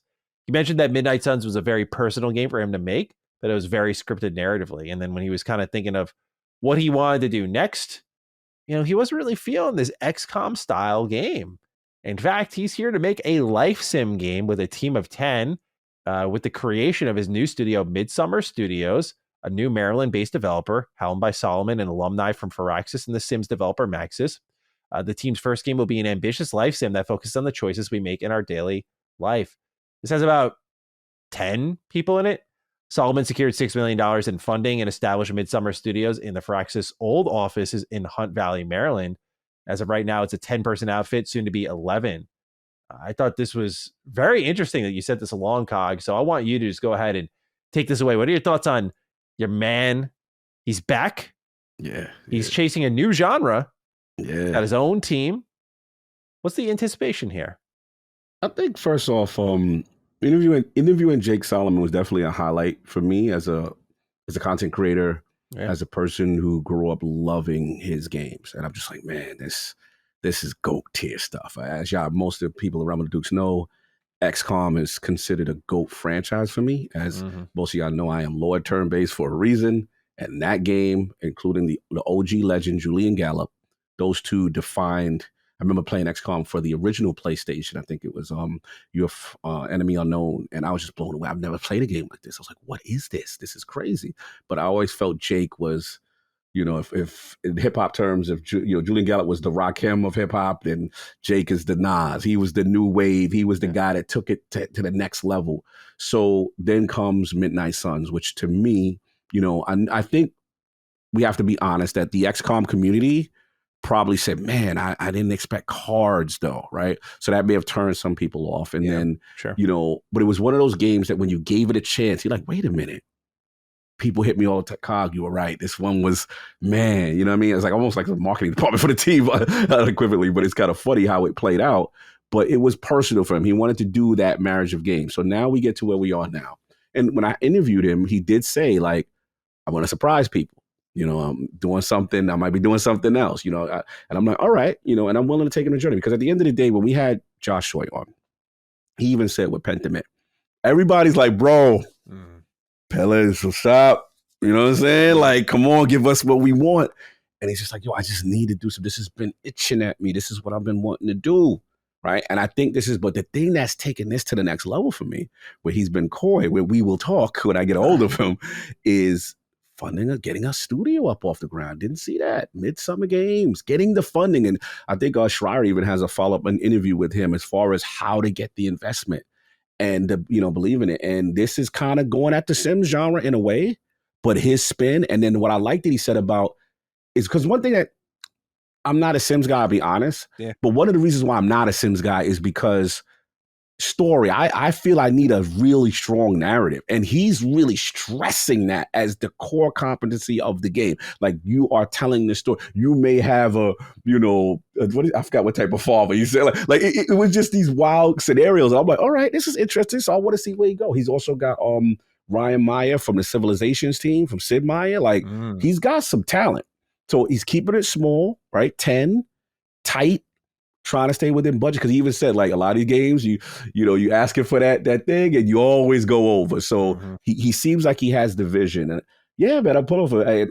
Today was really humbling because everyone knows me to be a fan of his games. So they're tweeting me like, "Oh, yo, your man is outside. Your man's outside. Here's the joint. So I'm like, all right, cool. So then I just put something really nice, like, yo, looking forward to see the next journey and the new studio. Salute.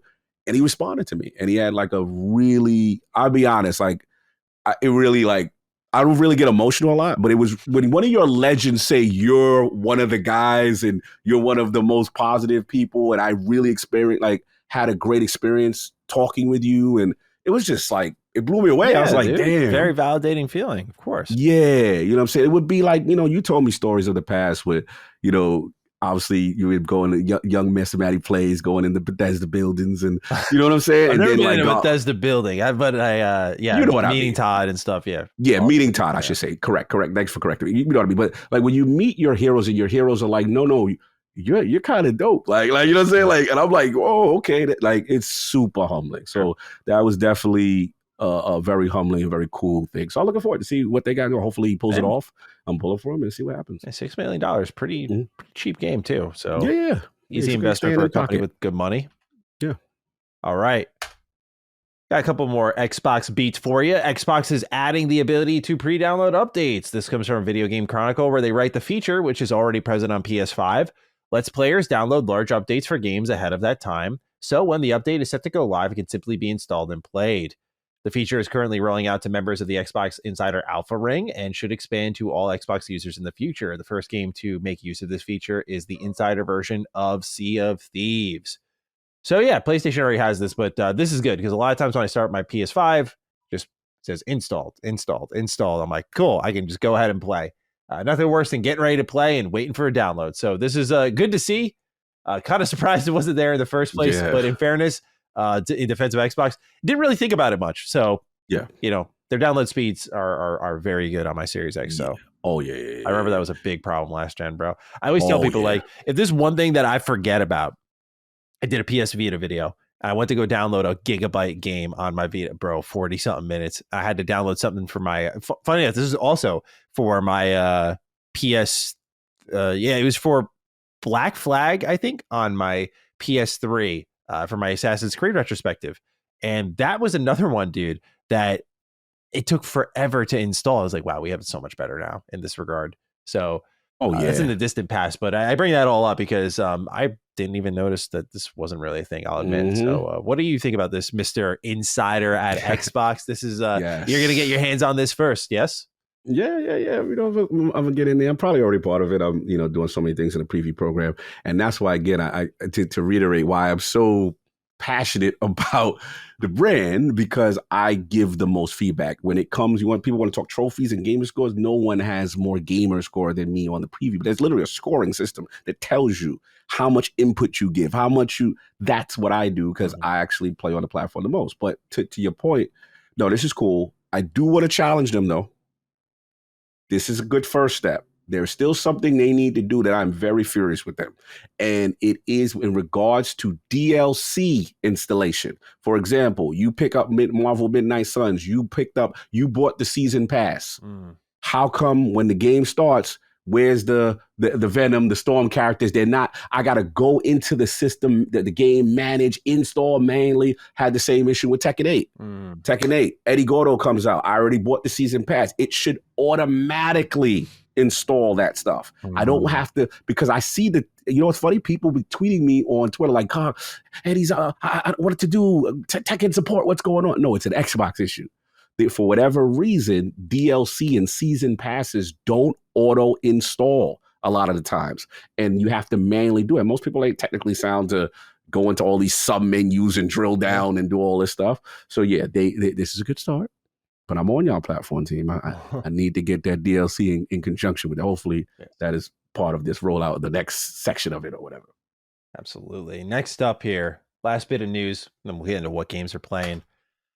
Bethesda is dropping a patch for Fallout 4's next-gen version. They say on Monday, May 13th, so it's already out. We will be updating Fallout 4 on all platforms. This will include new options for graphics and performance settings, as well as further fixes and improvements. Pen and Pant writes, what up, Dukes? Fallout 4 is receiving a patch for the patch. It's disappointing that the next-gen patch turned out so poorly. I still can't progress through Far Harbor's main quest. Will they treat Starfield's updates and patches like this? Ad Victorium. Thank you, Pen and Pant, for writing in. And yeah, it's a really strange situation with Fallout 4's next-gen update because they completely borked it, as I've talked about a couple of times already.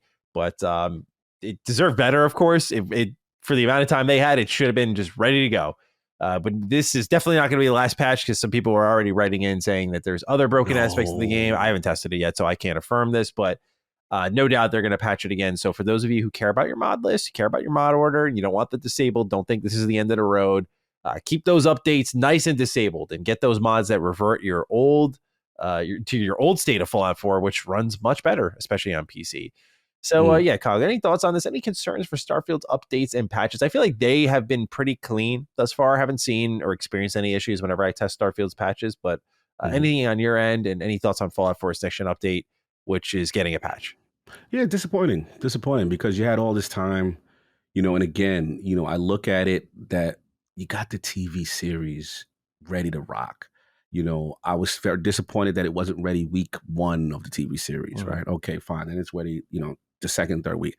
Then when it comes out, we still got issues. Like, what's going on? Like, why is this? What's going on with the quality control or QA, kind of thing? And it is concerning. I mean, I'm not going to get too crazy with Starfield, but this is a big week. I believe the update is this week. I believe it's in a few days. Yeah. It's Thursday. So we'll talk about it next week. Want to test out my my OLED, my VRR 120 spot. I don't want any issues. I want a smooth experience. So I'm not gonna lay off on that. Like, that is disappointing that this is happening. And sorry for Pen and Pan. It's not continuing as Far Harbor Quest. Like, that's not good. So we shall see what's the update there. Agreed. So about what games we're playing, Cog, you have an interesting selection here. One of them I don't recognize at all. So I don't know if this is a statement or a opinion on a game. I don't know what's going on here, but I want to hear from you first.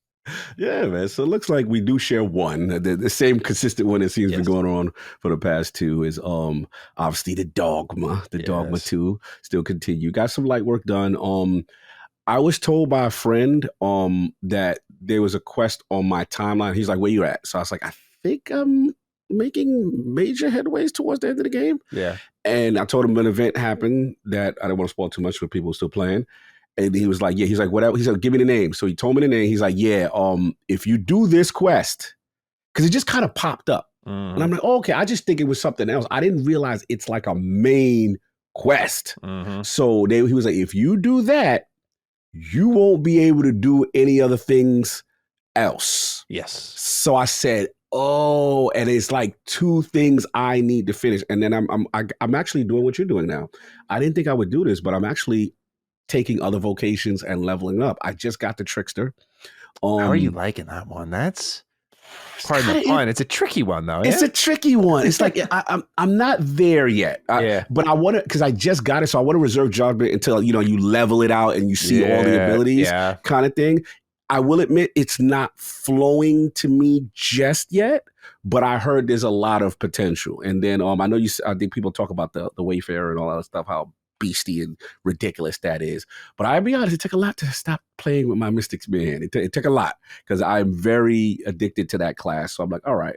But everything else I've been rocking. So that's Dogma's Day. I know I'm close to the end, but I don't want to finish until I get this last couple of things, because what I like from the other vocations that you can do is the augments I can take, like get more, basically the best augments from other classes I can then put towards like my main build and make you this super uber powerful character because you can share augments between vocations. Yeah. So that's where I'm at with that. And then, there's this other little game, man, that I've been playing. It's called Let Him Cook. So this is a game. This is a game. This is not Cog. I know you see the notes. You're like, yo, what are you just popping off and talking stuff? Yeah, Let Him Cook is a game, man. Salute to HF Studios. We just had them on Iron Lord's podcast this week.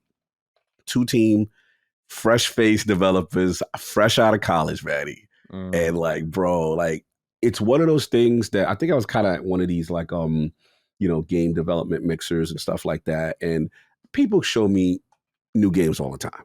And I got to be real. Like, I always have my expectations set really low because I'm like, yo, this is your first joint. I'm not going to expect you to be, super ridiculous. But when things punch above their weight, I always let the person know, like, yo, I think you got something. I usually let my friends know whenever they have something, if they have something. And I'm like, yo, they showed me. And I was like, yeah, this looks like something. So basically, Let Him Cook is, get this, it's like Vampire Survivors. Oh, yeah, I'm out. Wait. Meets Brotato.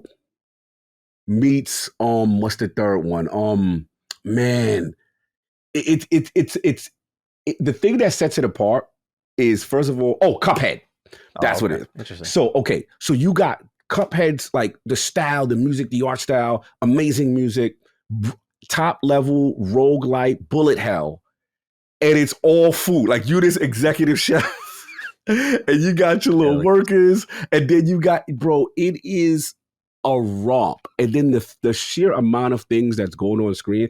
I think, Maddie, I know you're not the Vampire Survivor guy.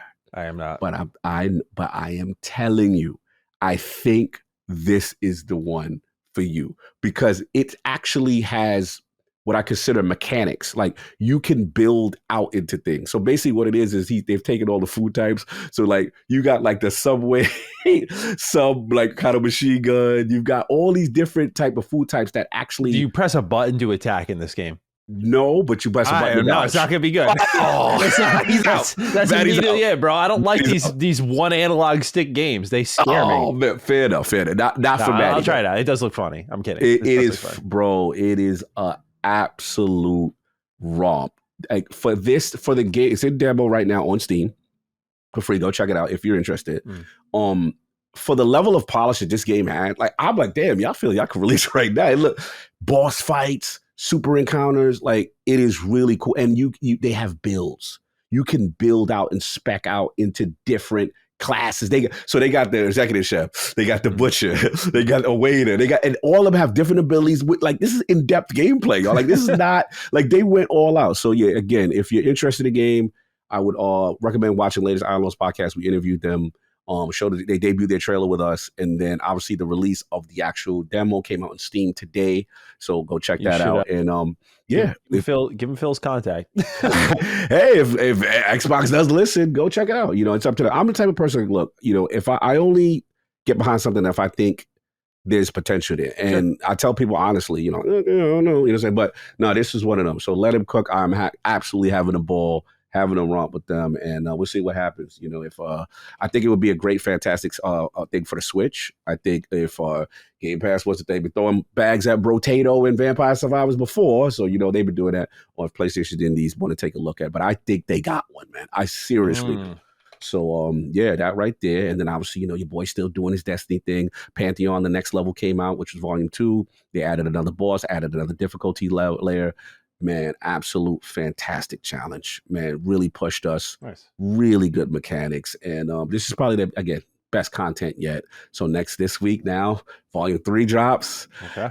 5 more power levels. We're getting into contest level mode rating, which is world first, where basically the scaling is like you're 20 levels down. 10 level. It is really tough. And then they have all these special requirements where you have to use certain loadouts to be more beneficial. So they're getting you out of your comfort zone and the things that you like to do for DPS, the things that you like to do to melt bosses, because they know us. And this is the real challenge as for Destiny Raiders. So I think we got one more week of that. And also, what else? It's been quite quick for me. There's another game that I'm playing that I can't talk about just yet, but will soon. And all I'll say is I'm really excited. I've been playing it, and I can't wait when we talk about that. You're funny. I see what you're doing. It's not that.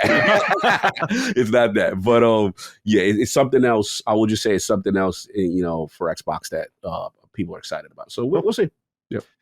All right. Me real quick. Dragon's Dogma 2 finished. I actually sent you an update when I was finishing the game. I found an Ichiban pawn, and I sent it to Cog. Ichiban was part of my final squad, Cog. I want to let you know. Yeah. So I made it was so good and so accurate. I had to use him, bro. They had to. You showed me. Yeah, they made him perfectly. I love the pawn system in this game so much because the character is so good. I got excited firing this thing up. Not even to find like a new higher level version of what I already had. Just what crazy shit am I going to find in here? Like some of these are disrespectful. Some of them are hilarious. Yes. And some of them are amazing recreations of characters. And that was one of them. Ichiban was awesome. So Ichiban was part of the final squad. Yes. Got the true ending. Did all of like the end game content. Okay. Phenomenal, man. What a game. Final play clock was surprisingly low. I swear I did. Look when I beat it. I did not rush this game because some people say like Matty must rush games because he beats them quick. 40 hours. I thought it would be more, But I was very happy with that play clock. I did any side content I came into. The difference with Dragon's Dogma 2, for those who don't know, in other games is the side content comes to you. So if you're like running around the right areas, you'll get the quests. There were a couple I left undone. Like I didn't get to finish the Sphinx one, which I was kind of upset about. That was my own fault though, because I wasn't really like thinking I was stumbling into the final quest area. And so I didn't go take care of business there. There were like 2 other quests that maybe would have increased like an hour on the play clock in total. But I did everything that came my way in this game, truly. And I don't do that with many games, but I ended the game as an archer. I was not a magic archer, but an archer. There's an end game class that you unlock that I'm excited to use. You can restart the game and keep all your level and your gear and stuff. So I really want to come back to this game. I really do. But right now I'm working through some stragglers, as I'll get into in my next game. Like this is I'm on the last one of the stragglers of May that I really want to. I don't know if I'll clear out this last one here. I'm pretty damn close, but we'll see. But just I know I'm going to be tight on time. But getting Dragon's Dogma 2 done was a great feeling. What an amazing game. Easily in the top 5 of the year for me. Delivered on everything. The combat felt amazing. The boss fights were epic, especially some of these final fights were so fucking epic, man. I really, really loved this game so much. And butt clenching fights. Just the class structure is so good. And I love it without even seeing all the classes. I used the Mystic Spearhand, didn't really like it that much. Not gonna lie. I got into the end game area and I was using it. It was not flowing for you. Not to the level I needed to be. Maybe it's because by that point I stopped my vocation testing and moved this stuff that was strong, because you're fighting end game content, right? And you need to be up there. But absolutely. Yeah, I'm excited to mess around with some others. Like I didn't mess around with Fighter. I didn't mess around with Trickster. I didn't mess around with the secret class you unlock. I didn't mess around with a bunch. Yeah, there's a good handful. Magic Archer I didn't get to use. I used that in the first one though. Yeah, there's a couple I got to knock out. So I'm excited to go back to this game later down the line. And then I'm also playing Persona 3 Reload. I was very close to the end when we did our Summon Sign episode. And now I stopped it because I had to do a couple of reviews. I think it was around the time that Rebirth fell in my lap, and then I got Tekken Brain Rot, and so Reload got away from me, and I was comfortable with that because I've beat 3, and 3 Reload has no real narrative changes. So I'm just replaying basically a game that I've played before. I did a little bit of FES as well for Retro Rebound. So I'm kind of doing this out of like obligation. Like, you know what? I want to knock this out. I want to give it its respect. I'm also really enjoying it. But yeah, I'm almost done with this one.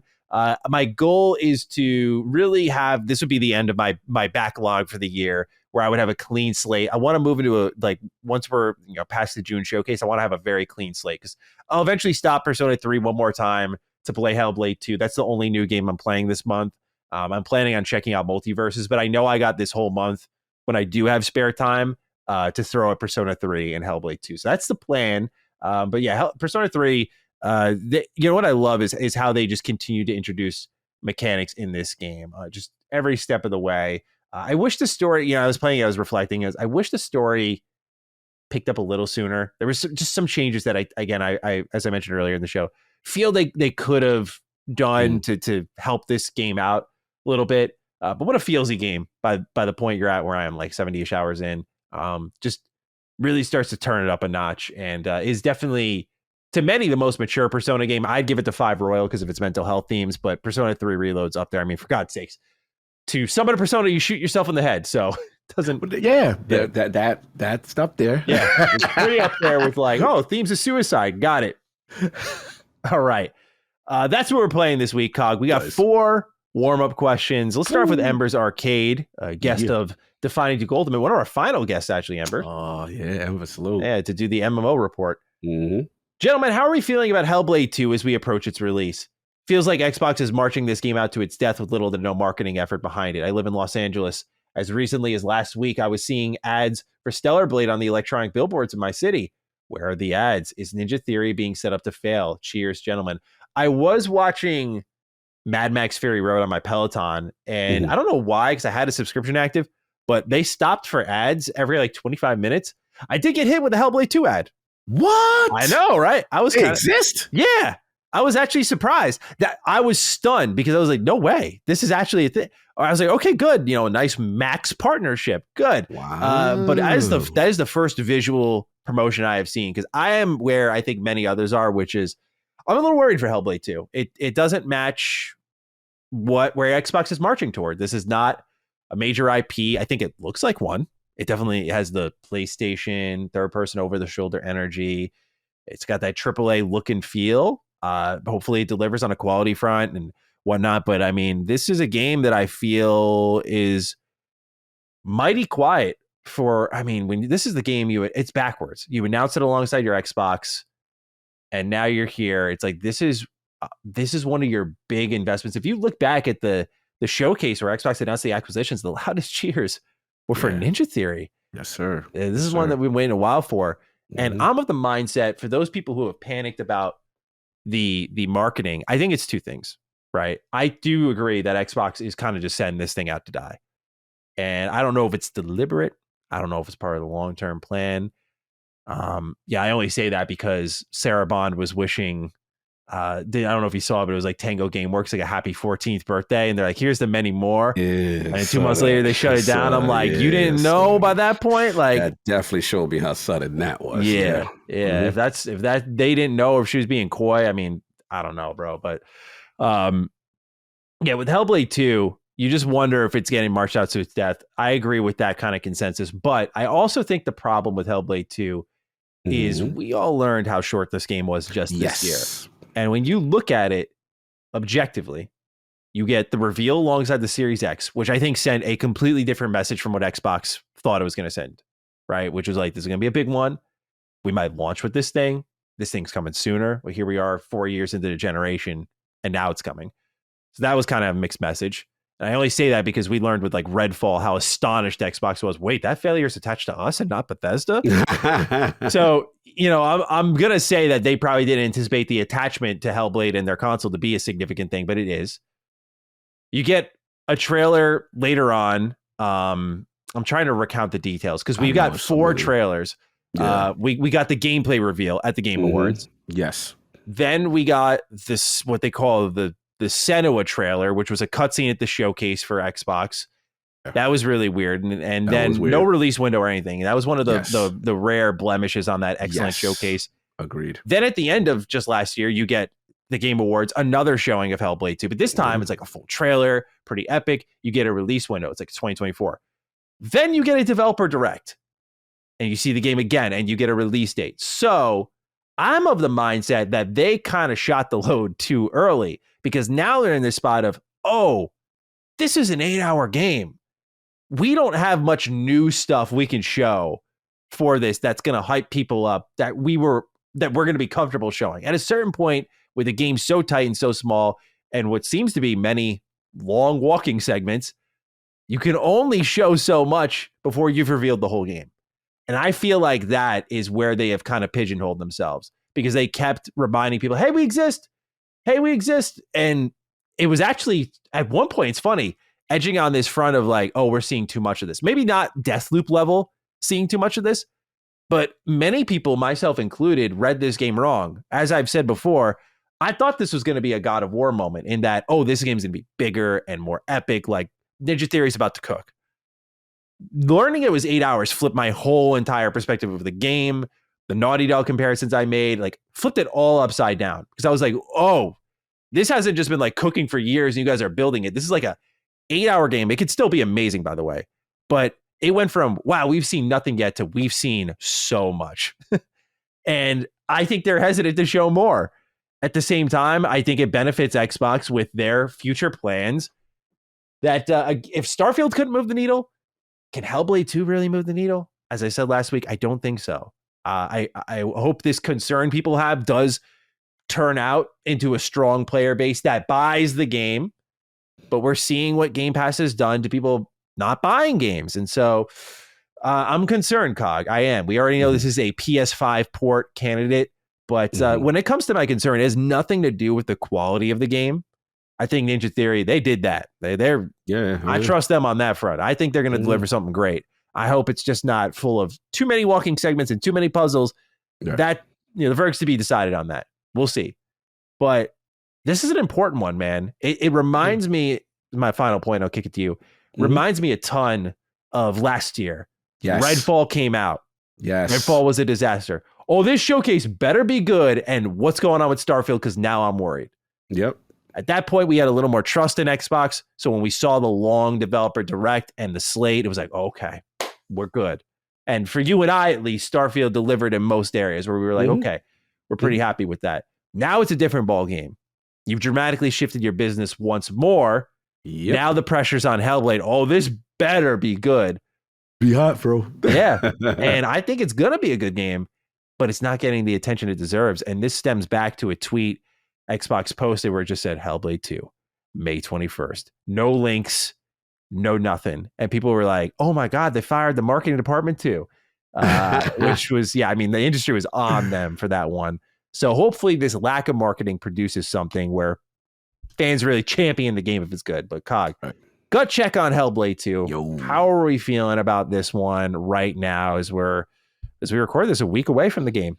Yeah, we're getting close. We are very close. Yeah. I think you eloquated your points really well. I think that, not to just double down on everything you just said, but I do feel that the initial feel of this game I had similarly in the sense that, man, I did think it was going to be like this big, 15, 20 hour thing or whatever. And, it's massive kind of game, and then we did learn, no, we're still kind of retaining the spirit of Ninja Theory, and it's kind of like indie boutique, but like this very high fidelity game, right? Now, on the record, I don't have a problem with the game length being, 7, 8 hours or whatever it is, because I do have open world fatigue and I do have, 40 plus hour game fatigue. As long as you tell a fantastic story, and for a person who played the first game, loved the first game, beat the first game, this is one of the more unique games in its genre. Now, when we get down to getting close to release and the marketing, the thing that also surprised me was they seemed to set expectation with price. They were like, hey, this is not $70. This is $50, right? I'm like, okay, cool. All right. So, and then we got a shorter, that's when we learned that it was going to be a shorter experience. So I guess for me, back to the marketing thing, I am seeing the marketing obviously now. Obviously, you talked about that, was it Max or whatever it is that you saw, whatever. Obviously, we saw Greedy's tweet in reference to, we're marketing this. I thought it was kind of funny that we got to put out a tweet to say that we're going to do this. Okay, but cool. That's just unbelievable. I can't, bro. It's so unbelievable. It's very strange to me. And I'm going to be honest. Imagine PlayStation be like, all right, yo, we bought Insomniac, and guess what? We got a viral marketing campaign planned for Spider-Man. It's like, yeah. Bought the studio, man. Like it's to be expected, right? Yeah. I agree. That's what we think should happen. But I'm gonna be real with you. This is what I'm just gonna assume what's going on. I try to make sense of things that don't make sense to me. And one of the things that don't make sense to me is why we have to announce these kind of things. So I'm going to assume that you really don't have the marketing budget allocated to promote the way you want to promote. And maybe you get a chance now to promote something finally. Because let's be honest, Xbox marketing has been non-existent for a lot of the big titles minus Starfield. Yeah. Minus Starfield, whenever they have a major release, we don't really see all of that. And I think this comes from up top in the sense of corporations tend to say, you know what? We spend all this money, look, millions of dollars. Like, for example, we talked about Suicide Squad and all this stuff, like millions of dollars, billboards, all that stuff. And if the game flop, companies are now risk adverse to that. And they're more like, well, social media marketing and content creators and evangelical, you know what I'm saying? Yeah, it's interesting. Ben pointed out something funny in our staff chat, which was that like Sea of Thieves is getting a ton of like integration and sponsored videos. Xbox will never fucking pay us for anything because we talk about all their shit anyway. So like they don't need to waste the money ever, nor will we take it. But I think it was interesting is like Hellblade isn't getting any sort of sponsored promotion either, from our knowledge thus far. And I find that to be the most interesting aspect is like Sea of Thieves is getting priority in the marketing budget, it would seem, from an anecdotal level. And that's a good call because to me, what it shows, it indicates to me, Sea of Thieves, live service, cooperative game, that is something that the brass would more feel comfortable with as a good investment. Whereas a single player experience where there's no monetization in Hellblade, there's no, things you really can do. It's a story, start to end, finite, done. Yeah. Right. That's why I think the expectation went down on price. And I think they're pricing that accordingly. Now, to your overall point, where I have to agree with you on this, The problem with them coming into a situation where you just removed, shuttered, and shut down Tango Studios is what we talked about last Define and Duke, is every smaller studio is now going to feel on notice if they don't deliver. Now, as far as everyone's point about, I feel like this is going out to die, we will see. I will say this. The thing that's unfortunate is the Hi-Fi Rush situation, because it showed that if it's critically acclaimed, that don't necessarily mean you safe, right? Yeah. What I need to know... Even engagement, if they're just seeking it for particular titles, doesn't matter. Exactly. So what I need to know is, was the Tango situation a one-off because ZeniMax was told, hey, you've got to trim the fat. You're not getting any more money to do anything else you want to do. Sorry, I know you may want to have more Fallout games, and we want you to have that too. But if you want that money, guess what you're going to have to do? You're going to have to make the tough call and get back to us as far as that. And we all said, we kind of understand Alpha Dog, right? We kind of understand Arcane Austin. We kind of understand Rouse to an extent. Not that we are championing layoffs and shuttering studios. There's reasoning that you can attach to it. But with Tango, we like not them. Yeah. Not them. They did what they were supposed to do. You said these games could stay alongside the bigger titles, and you said Game Pass was the vision that this could coexist. So now that it's clearly a change, right? There is at least we have an evidence point to say, okay, you make something critically acclaimed, that don't necessarily mean you staying. Now, the compulsions, the Ninja Theory, we got to look at it. And in Ninja Theory, they did not knock it out the park with Bleeding Edge the first time. We got to be clear. I interviewed, I forgot the beautiful lady's name. Oh, man, I forgot. She was so awesome. Unfortunately, the game did not do well. So we know they have Project Mara as well. I believe there's another psychological thing. I will say this. My thought, I have no inside information. I'm just guessing. My thought process is clearly the vision from 2018 to now has changed at some point. We've already deduced that, right? Yeah. So my question is, and this is what we need to find out, with Xbox Game Studios, because this is different from ZeniMax, does that apply to them? Do they have protections? Right? Because I remember interviews with Obsidian and Fergus Marquardt saying, hey, we did our due diligence. We wasn't even sure to sign with you guys. We asked around. Are there contractual protections to say, hey, if this doesn't work out, we ain't completely shuttered? You know what I'm saying? Whereas Tango and their situation may have been different. And in fairness to Xbox, we have to also say Shinji did leave before that, right? We don't know what the structure. They're a remote studio. We don't know the structure in it. Because one thing I have found out, and it has been prevalent with Xbox Game Studios, is if you're working on something, and even if when you're not working on something, a game release, they want you helping out with the other. We've heard about stories, Coalition helping this team and this one helping. They want you doing other secondary and tertiary responsibilities. So I don't know if Tango could accommodate that based on their situation, because it is clear as day. Even though Microsoft is guilty and the plan is guilty, yes, they get all the smoke. ZeniMax made the call and said, "We going to jettison them. That's the one." That's an interesting point. You know what I'm saying? Thought process that you look at the IP and who's handling what. Arcane Austin's plan was to go back to Dishonored. We know, as much as I love Dishonored, if your focus is like big budget, high profile IP, Dishonored is beloved and phenomenal. It is not, it's got diminishing returns. But if your other studio in Arcane is making Blade, got Dishonored 2, Deathloop, as much as I did not enjoy it, it's very successful game. From what we have gathered. From what we have gathered. That's a good one. That the 5 million player count is there, but it was on PlayStation first.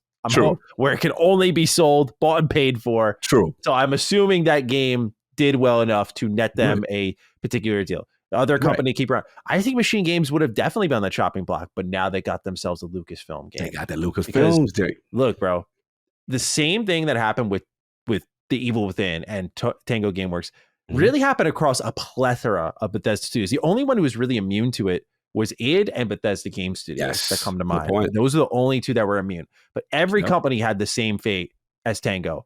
Evil Within 1 sold pretty well, 2 sold worse. Then Ghostwire did even worse than them. Ghostwire Tokyo, I love it, but it flopped. I remember in Japan it flopped. Over here, like it did not do well before they even acquired it like that. And before when things were rationalizing, it's just information. Information. Right? Emotions have settled. We're not rationalizing saying like, oh, this is why it happened. It's okay. But I'm saying that Machine Games, in my opinion, was walking down the same path. Wolfenstein New Order did really well. Sequel did not do as well as the first one. Youngblood was a complete flop. Then they were off the map for a while. They haven't released something since 2017, I want to say. It's been a minute. Yeah. They did an expansion in Old Blood real quick in between the two. Otherwise, they've done nothing. And then they show up and they're like, we're doing Indiana Jones. If they didn't have that, I think Machine Games would have been jettisoned, as you put it. There's a lot of companies I think would have been kicked out if they did not secure the certain IP they did. You could even argue just Arcane Leon. Maybe. I think they've proven worthy enough of keeping around. I love Arcane, so I don't want them to go anywhere. But a lot of companies were walking down that same path in ZeniMax, and that's why that whole live service initiative started, because their single player games were failing. And so they did stupid things like 76. They did things like Youngblood. They did things like Redfall. And unfortunately, as it stands now, the one who paid the price was Arcane Austin. And that's why I feel bad for them, because everyone was walking that same path to their death. Yeah. I think Xbox did buy them sometime. Yeah. And now the one who got shut down was not the one any of us were expecting it to be. Yeah. That's the weird part. Tango. You nailed it. That's how I rationalize it. We got to be honest about Bethesda prior to acquisition. They were failing downward. And it was dire in that sense. So now we get to where we are now, which is what we're seeing, this trend of restructuring, trimming the fat, bigger titles. That's where it's going, right? I'm not justified. I still am not forgiving them for Tango. You love them, Cog. Come on. Like, I just want to be clear. Like, you know what I'm saying? But I all I'm trying to do is understand, how did we get to this horrible conclusion? That's what I try to do. But back on point when finishing up with look, Ninja Theory, man. If anyone's listening, you can't. I'm sorry. The reason why you can't with Ninja Theory is this team has proven that they can punch above their weight, even on a graphical level. They are punching people in the mouth. Even Insomniac said in the leaks, we are striving to get to a level that they have with graphical fidelity. And they're telling a unique story on Psychosis. I get it. It does not fit currently right now with the new vision, so to speak, as it did in 2018. But I would hope that you intend to keep teams like this, because you are going to need them. That is my opinion. It would be a travesty to wake up to hear Ninja Theory is gone, you know what I'm saying, kind of thing. So I am pulling for them.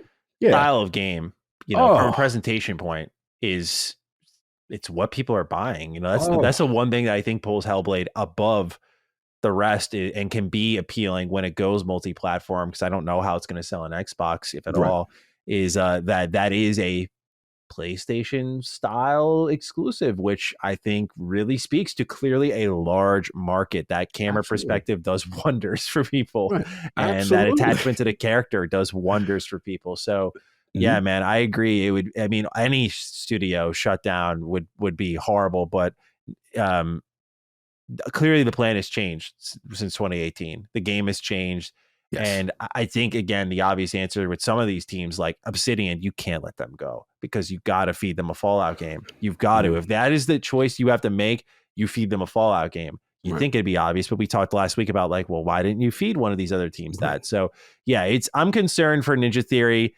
I feel like the logical side of my brain says, hey, if you're looking for, according to Matt Booty, we're looking for smaller games that earn us prestige, which, by the way, a quote that I despise, because I hate that quote. I didn't like that, because like he's talking about it like collecting trinkets and not understanding that the value of smaller games goes it's why he's not qualified. I'm sorry.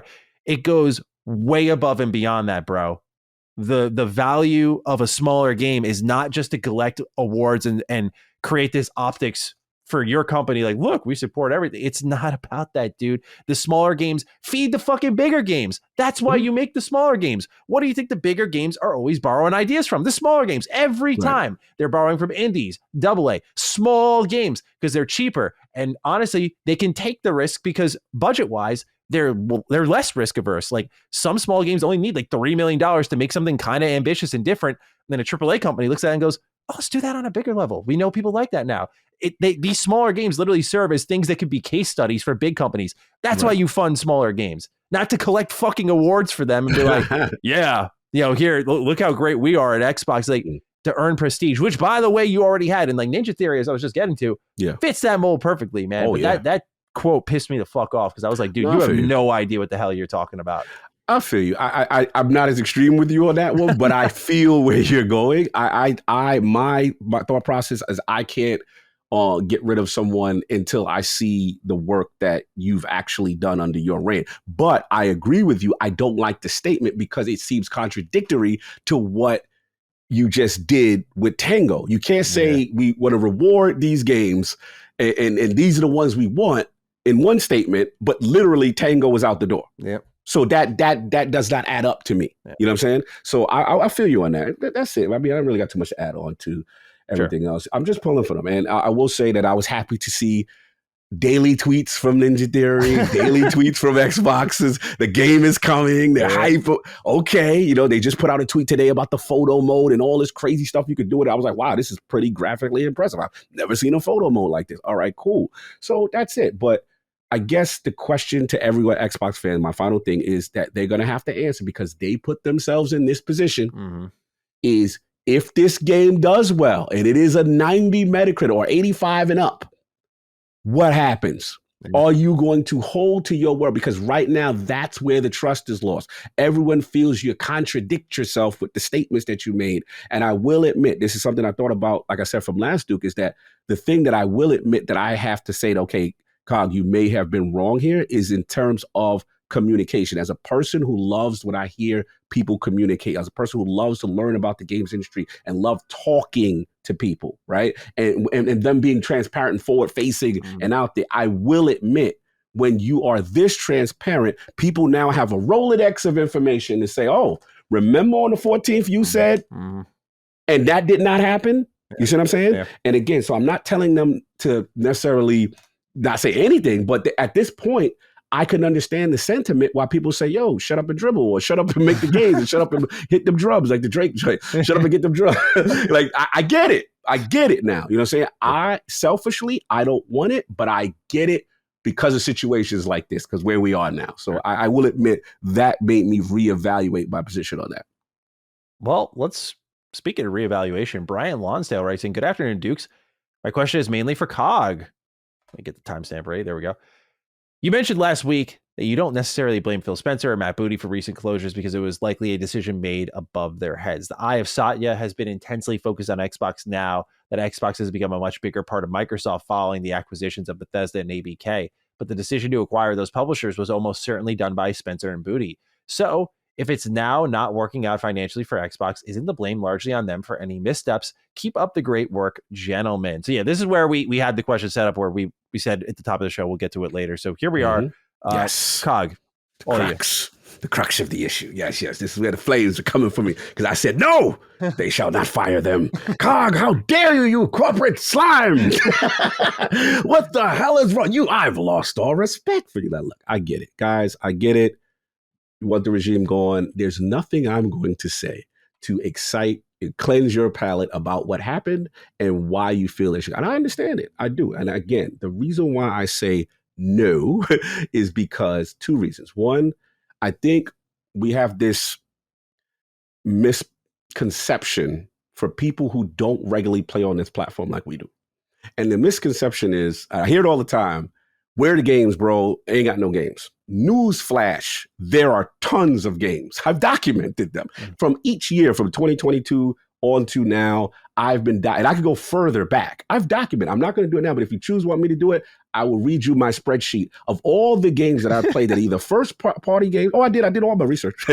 First party games or launched in Game Pass first at the time that they provided me, right? We could do a Duke on that anytime anybody wants. We could do that. You have the list available now? Like, could you just run it down? Actually, let's give you a little rundown. Let's do I think it would be fun. I think it'd be good. So we got, again, when the audience was so strongly against you, I feel like just absolutely support your arguments would be. Obviously we got the Persona series jumping into Game Pass for the first time. huge on enjoying. Obviously, 2023 Hi-Fi Rush we know was the darling. We had Wo Long Falling Down Dynasty. We had Guilty Gear Strive, and then for me as a person who never had MLB baseball simulations on the platform, MLB. Obviously, we had the Ghostwire Tokyo with what you call it, Everspace 2, Planet Alana, Trek to Yomi. Obviously, 2022, I love Grounded, Pentiment, as much as that was the quote unquote quiet year. We've got those. So again, Starfield, the list goes on. So my point of the matter is, if you're on an Naraka Blade point, more and more. But the point is this: if you're on the platform, there are games to play. There are tons of game to play. And there are things that are no longer missing the platform. I've been on this platform when Tekken did not exist. I know how much I'm a Tekken guy, right? It did not exist. Street Fighter did not make the platform. All the major third parties did not make the platform. Japanese games, all of these things. So people can miss me with saying there is nothing to play if you've been here. And the first party output I have seen and hasn't improved. So what I'm saying is this is a tremendous improvement since the Xbox One era, which was putrid, right? And what I am saying is if you deliver me games, I don't care about the list wars versus this other person. I'm talking about what I'm playing on this platform. If you deliver me that, I am good. And then we already know about what's going on this year, right? So I say that to say this. Has there been missteps? Absolutely. Has there been tons of bad messaging? Absolutely. You know what I'm saying? And all I will say to the people, a shout out to Brian, because he made a good point. He was like, yo, what about, these decisions and the acquisitions of ABK and Bethesda? Now, we got to be clear. This is a nuanced conversation. Mm-hmm. We can't just look at what happened now and say, see, it's because of acquisitions and because of this. This is why you failed. We told you. I understand people want to do a victory lap right now, but I'm trying to say there's nuance because guess what?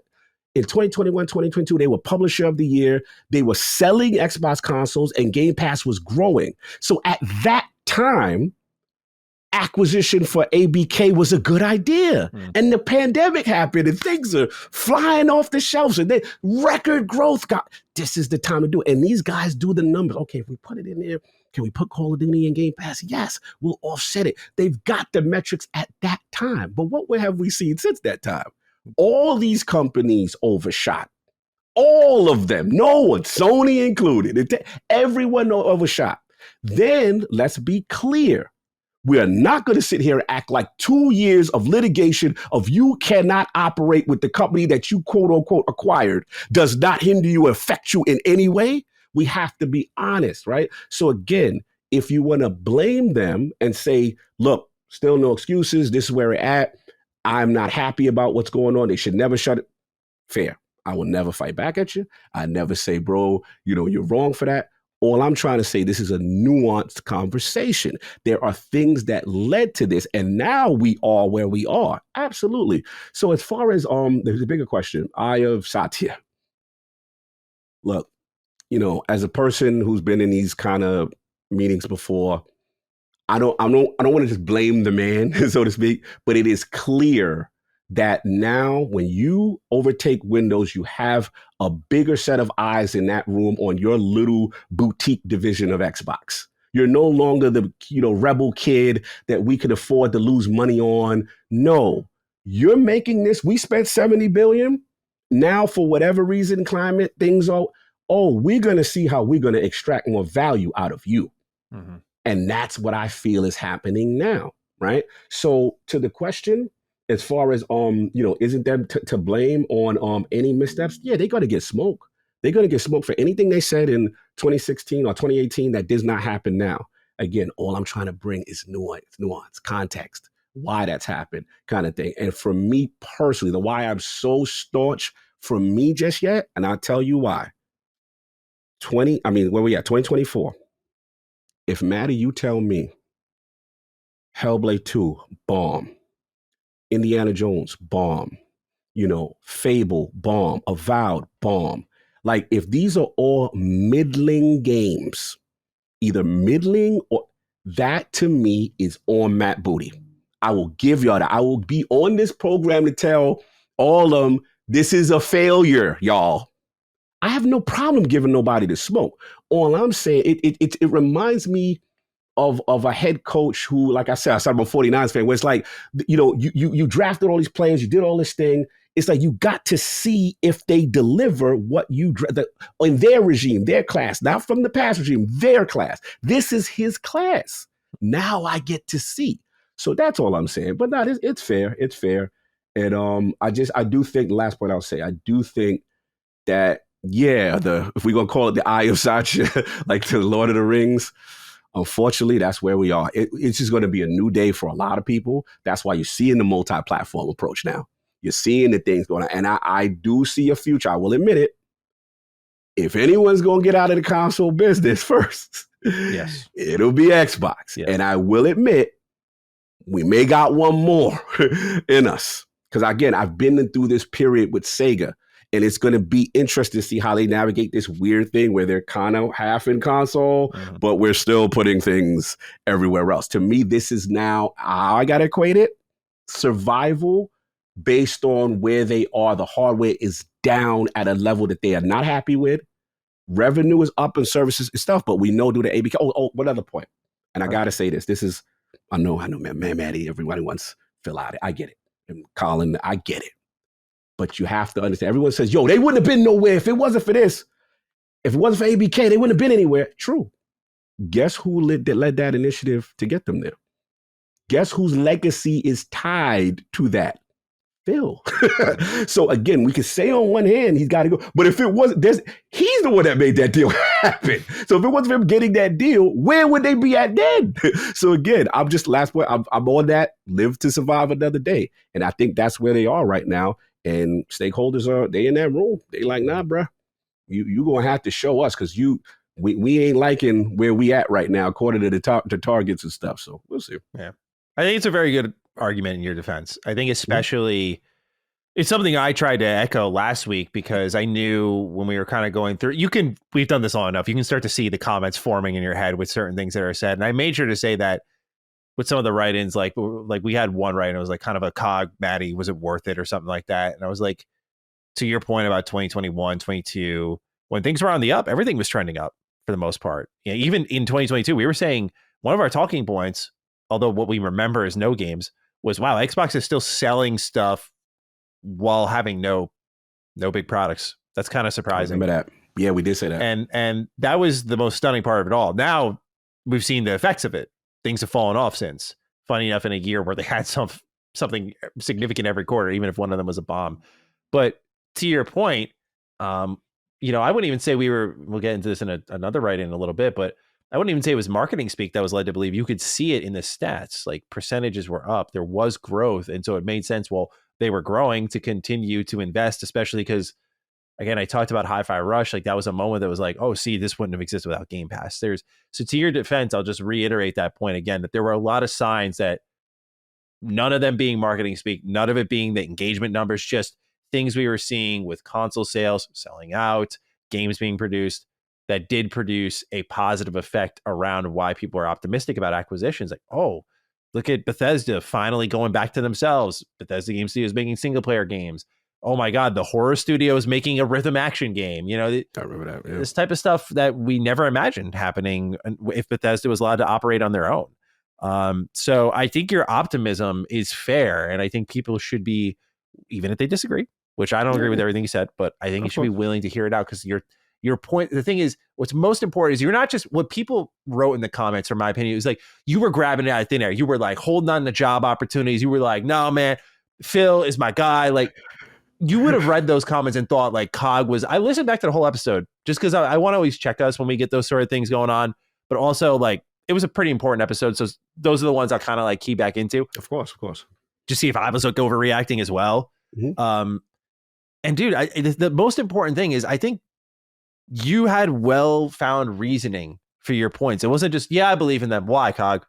I don't know. Just like, Xbox, bro. Yeah, like it didn't. I listened from like a critical standpoint, and I was like, no, I don't think he really was like out here fucking championing the three of them. Like they didn't fuck up at all. You were just saying like, no, I think like, I think that there's a lot there that's good, and you remember the bad more vividly than others. And so, yeah, just again, in your defense, I do, not to make the whole show about it, but I do think if you read the comments, you'd be led to believe like COG was out here just fucking marking for Xbox the whole show. Yeah, bro. And I really, again, COG and I are close enough friends where if I'm off, COG will tell me. And if COG is off, I would tell him. Yeah. And I've had to host shows where I got my co-host saying shit where I'm like, oh, fuck, man. Like, COG was not giving me that feeling, bro. I'll just say that straight up. I've hosted with enough people where it's like that moment someone says something, you're like, there they go. That comment section. Yeah, so that comment section's gonna be lit. And I've been through it before, and I was not getting that feeling with COG there. But I get it, man. It's twofold. It's twofold here. It's the Xbox base. Let's be honest. Completely flustered. They've had enough. This has been a beaten up base. Yeah. Let's just be honest. As Met fans, we can relate, right? And then we have, and I'm not gonna get called out for this, but I do feel that not that if you don't play on this platform, not that you don't have the right to comment, right? But you can't impose your unhappiness on people who still actually are enjoying the platform when they give valid reasons. But, I think at the end of the day, it's up to Xbox to earn the trust back. It's up to them. And I will say this. I have no problem giving people smoke. I have no problem telling people to their face, bro, this ain't it. This is not a go. I told people ad nauseum, I will never forgive them for closing Tango Studios. Never. That is never going to be a situation. I've actually spoke to some people in that building recently about this. And I was just like, bro, that's not it.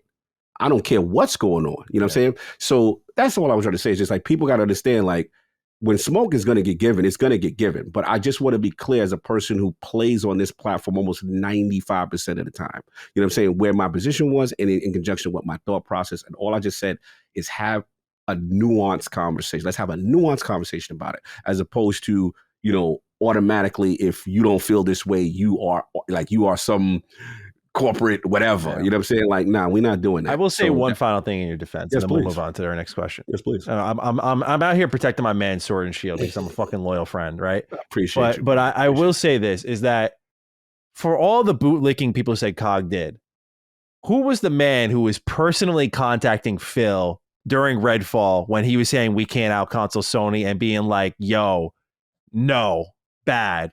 Most of us, myself included, by the way, guilty as charged, sit here and bitch on camera and hope it makes it to someone. COG went straight to the top and was like, dude, no, that was stupid. Not in so many words, but like, to your defense, I will just say that for all the bootlicking, this guy is not afraid to tell the man in charge to his face that he fucked up. So I will just throw that out there. That as one last line of COG defense before we move on.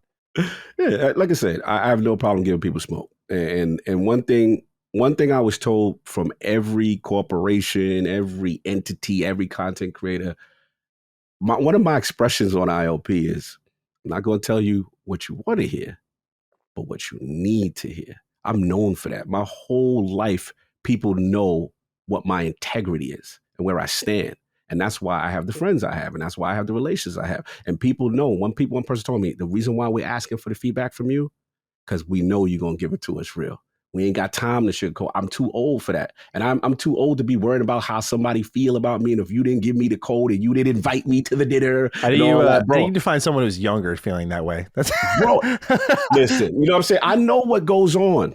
You know, like it's so much stuff me and that I won't put certain on blast, but we know what goes on. So if you think that people are in this golden, no, because sometimes the honesty doesn't get rewarded, but I don't care. Like at the end of the day, I'm going to say what needs to be said. And that was only the difference in opinion with this one. That was all. But respect to everyone that came through was just like, yo, totally understand where you come. We don't agree with you, COG, but this way you act. And I'll just say, let's not do the disrespect thing, because we gamers, we all gamers, y'all. We love this thing.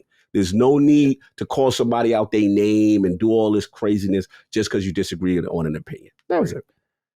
Got a couple more questions here. Like I said, this warm-up question section, I got to rename this section. It's not a warm-up. We're warmed up by this point. We hot. We should call them COG questions. Let me know in the comments if that's something you guys want to see. All right. Jay Boogie 23327 writes in, Dukes, why wasn't there an outrage when Codemaster Studios closed Slightly Mad Studios? If you don't know, they are the BAFTA award-winning studio that made the Project Cars franchise. After Project Cars 3 released, a terrible sim racer, by the way, the Codys were bought up by EA. SMS was subsequently shut down. With all the outrage over Arcane Austin being closed, do you think the outrage only matters if something you care about, or is it the same across the board? When Slightly Mad Studios closed, we realized we would never see a simulation racer go multi-platform again. All the developers got funneled into yearly F1 games or World Rally Championship yearly games. EA also has Need for Speed, and with the Codemasters acquisition, they now run both the Grid and Dirt franchises. Sorry for the rambles, but my simple question is the outrage warranted, or is only because it's something you love? I love my sim racers, and no one made a peep when EA gobbled up their competition.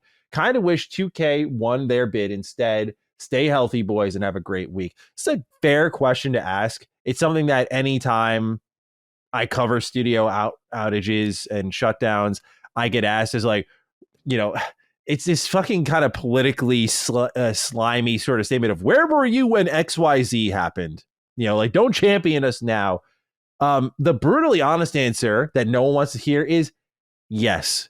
There are differences. And there are companies and products that are valued more. This is no disrespect to Project Cars, but I can imagine more people care about Arcane Austin than what is happening with the car franchise. Point A, Xbox's own franchise, Forza Motorsport, made very little noise, which is why when Forza Horizon was doing the numbers it was doing, when we were talking about it, we're like, this is fucking unbelievable. Yeah. That a racing game is taken over like that. We really haven't seen that since like in the early 2000s, like Need for Speed or Burnout, like when they were really prevalent.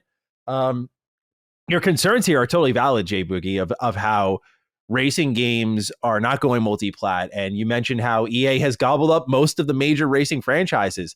It sounds a lot like how the sports world has gone for gaming. There was a time, when we were younger, you talk about COG, NFL 2K, NBA Live. You had the Microsoft game studios for like NFL Fever, NFL Fever, Baseball Inside Pitch. You had the show coming up. You had the Midway sports games that were like NHL Hits. You had MLB Slugfest. You had Backyard Baseball. And now look at it. You get one simulation sports game per sport per year. It's unfortunate. That is the result of consolidation, but also lack of interest. Games were cheaper back then. You could make a fun little arcadey sports game and then go make something else. And it wouldn't cost you severely if it didn't light the world on fire. But the reality is the outrage exists for some studios over others because people care about some studios more than others. And I know oftentimes that doesn't result in sales. Like, we had a write-in about it. I didn't pick it, so I apologize. But it mentioned, like, if you're so pissed, why didn't you buy these? Where were you when you bought these games? But that can't be true at the same time as us also acknowledging that there is a very loud minority oftentimes on the internet. And boy, can they get loud when you see like 200 people writing the same thing and you just keep scrolling past it constantly. It feels like everyone's saying that, and it creates this perception that everyone is equally pissed off. There's these stages of internet outrage. I talked about it in a video I made. It's like stage one. Everyone's pissed off. You're making videos, tweets. Everyone's pissed off. We're on stage two, where not we right now, but like you go to stage two, which is those people move on. They get pissed at something else now. Stage three are the people who stay consistent. Like I was still putting Xbox's feet to the fire. Growing fatigue. Then there's stage four. As you continue to do that and hold these companies accountable, now people are tired of it. Oh my God, with the negativity. Would you just move on already? Okay, you got your engagement, bro. Move on. And it repeats again and again and again. And that's why I don't think feeding the outrage beast is ever profitable, because it's just a fucking waste of time. It's the same set of people who want you to be mad, and then when you're staying mad and staying true to your word, they're like, no, dude, you got to move on. It's like, fuck off. Hell no. So that's a little bit of a tirade, but point being is, yes, there is a difference, unfortunately. And it doesn't mean that one studio is less valuable to a player than another, but that to the public, I think Arcane Austin, with what they built and what they were capable of doing, and also there's Cog talked about it very well, the nuance, the promises, the potential, the legends attached to that business, like a Harvey Smith. There's so much more layers to a story like that versus a racing studio shut down. Yeah. So not to trivialize it, but that's the difference there, Cog. Anything you want to add on? Yeah, I mean, the sad reality is yes, that these type of, I want to say, inherent biases do exist when it comes to, not all things being created equal on the newsworthy front and, who you are. So, let's be honest, EA, for the most part, I'm assuming, I think when I spoke to Peter Moore at one point, they were like voted the worst, most like unliked company, ever at one point, kind of thing. But again, I think it's one of those situations that them also probably not being a platform holder is also a factor in this. I think that if you're a platform holder, you do probably get a little bit more smoke. But to Jay Boogie's point, it is true. Like there's sometimes I really feel like that. Like there's times where I'm like, man, they closed this beloved turn-based game in studio that I like and so on and so forth. And no one says anything, right? And Studio B closed, no one said anything. And then this other thing happens for Xbox or whoever. And everybody's like, yo, what the hell is going on? And part of me is like, well, if you paid attention, you would see, saying kind of thing. So unfortunately, yeah, things are not created equal in that sense. Sure. I guess the only thing I would say to Jay Boogie is just that, like, I do see this sentiment. It's only Xbox this stuff kind of happens, or it's only this one that kind of happened. And I just want people, if they legit care about this stuff, to be fair as far as industry-wide problems. And that's what I'm seeing. I just got to be honest. We're in a time right now, bro, I've never seen this amount of layoffs. I've never seen this amount of studio closures. Crazy. This is horrible, bro. Like, it's, how bro, we're getting desensitized anytime there's a news article come out about somebody getting laid off. Yeah. Bro, it's crazy right now. And I just want us to look at that and stop. There's a certain group that's making it a war, the concept of this one versus that one. And I get that it's all fun and games and it's like sports teams on some level, but we got to be clear. This industry that we love, last point I'll say, I had HF Studios on, like I said, who did Let Them Cook, independent, 2 kids out of college, got this look like a potential hit game, right? And I'm like, bro, what's your thought process now? You coming into the industry now, but what you're seeing, does it scare you? And then we know my man Maddie making a game, right? I got to ask him, like, does it scare you, right? Like it's an interesting industry. It's a very volatile industry. So it just, I throw it back to you, with that aspect, like, how you feeling out here in the climate? It's a really interesting position, especially because we are so close to pitching. Is the trust is gone from my perspective, where I wasn't like walking into it foolishly, like, oh, we'll get our money and it'll be fine, and no one will ever. I'm sure people could already assume just based on the type of games I like. Like, I'm not making something I think is going to be this like. I think it could be very popular, but I don't think it's going to be like Fallout or something. I don't think it's going to just suddenly be like, oh, this is the next hit. Maybe, who knows? There fucking crazier things have happened, but I doubt it. It's definitely a type of game that's coming from my heart and my team's heart.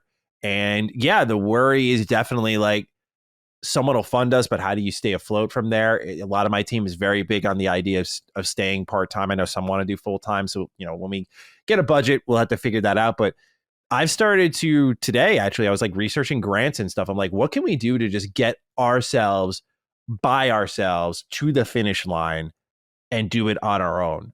I'm seeking out those options now, because it's one thing to have someone help us publish a game, like just bring us to market.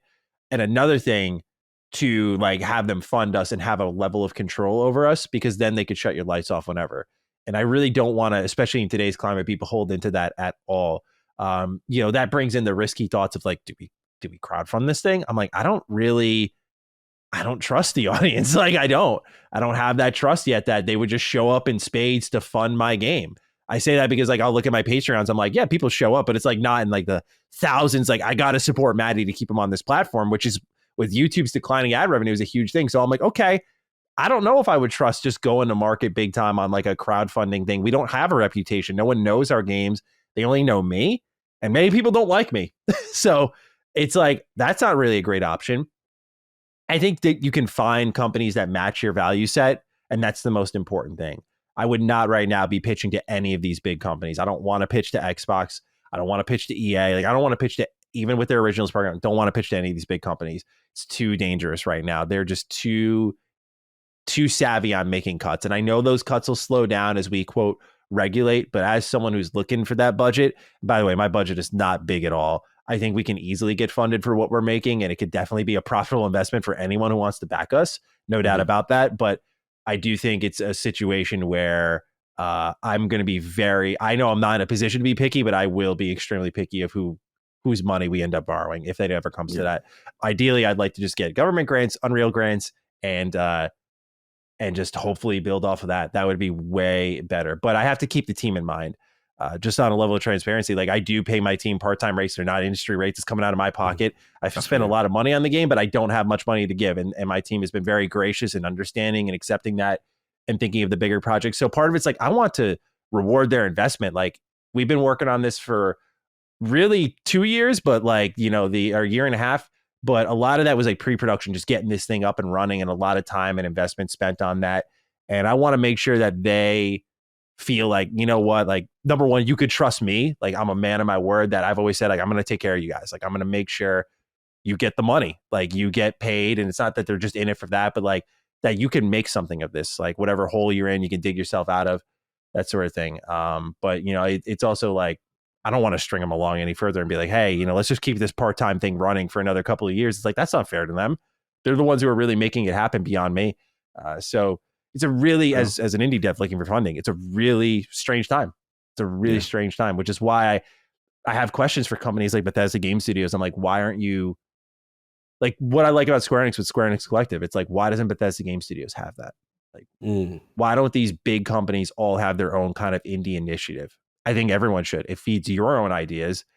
It also supports the industry in a healthy way and builds good relations. Like I think there's just so many ways to win there. So that's where I'm at on it. Appreciate you asking. No doubt.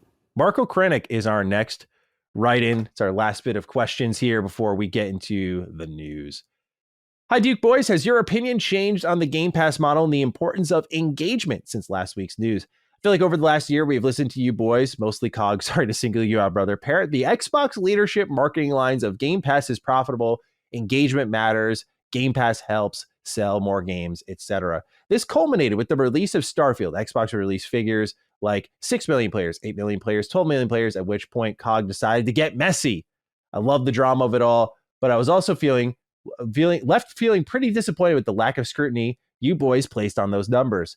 How many of those 12 million players actually did more than just boot up the game and drop it? How many units did Starfield sell? How many Game Pass subs in whole numbers did the release of the Starfield actually garner? None of these questions were given enough analysis, in my opinion. The consensus from the Duke boys was simply that Starfield was a success by Xbox's metrics. Do we still believe that? Or is it possible that we were being lied to? Sorry about the negative write-up. I'm a pretty agnostic gamer and I want all ecosystems to do well and compete, but I believe this brings out the best in everyone. You boys are our chosen industry analysts. We look to you for insight and opinions on all things Xbox. Here we go. We're getting the dad talk.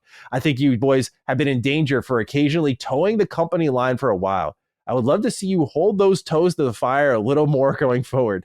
I'm not saying shit on Xbox at every opportunity, but maybe go easy on the victory laps when some vague figures are released by a company trying to sell you the impression that everything is fine and dandy. Just my 2 cents. I welcome any feedback and criticism. Once again, sorry to single you out so much, COG. Hope you boys have a Microsoft gaming kind of day. Yours sincerely, Marco from Australia.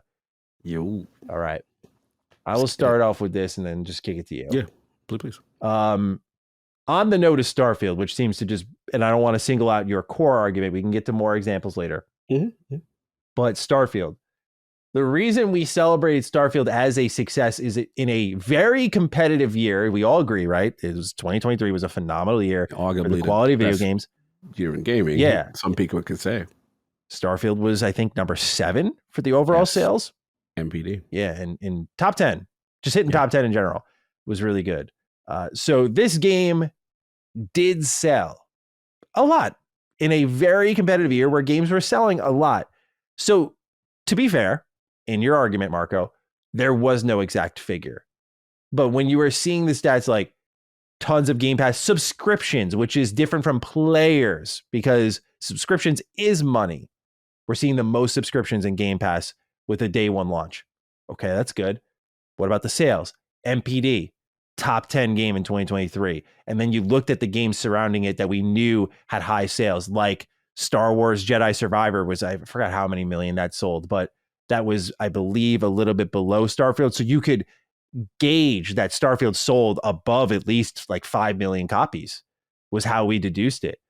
And part of it was having fun with the audience. That's the thing I don't like when we strip the context of us bantering with the audience and use it as a Marco. You definitely have a very kind write in. So I know you're not saying it, but some people will take us messing with the audience and having some fun and have us actually being like arrogant assholes who are taking a victory lap when we hum the Starfield theme because it was fun to play.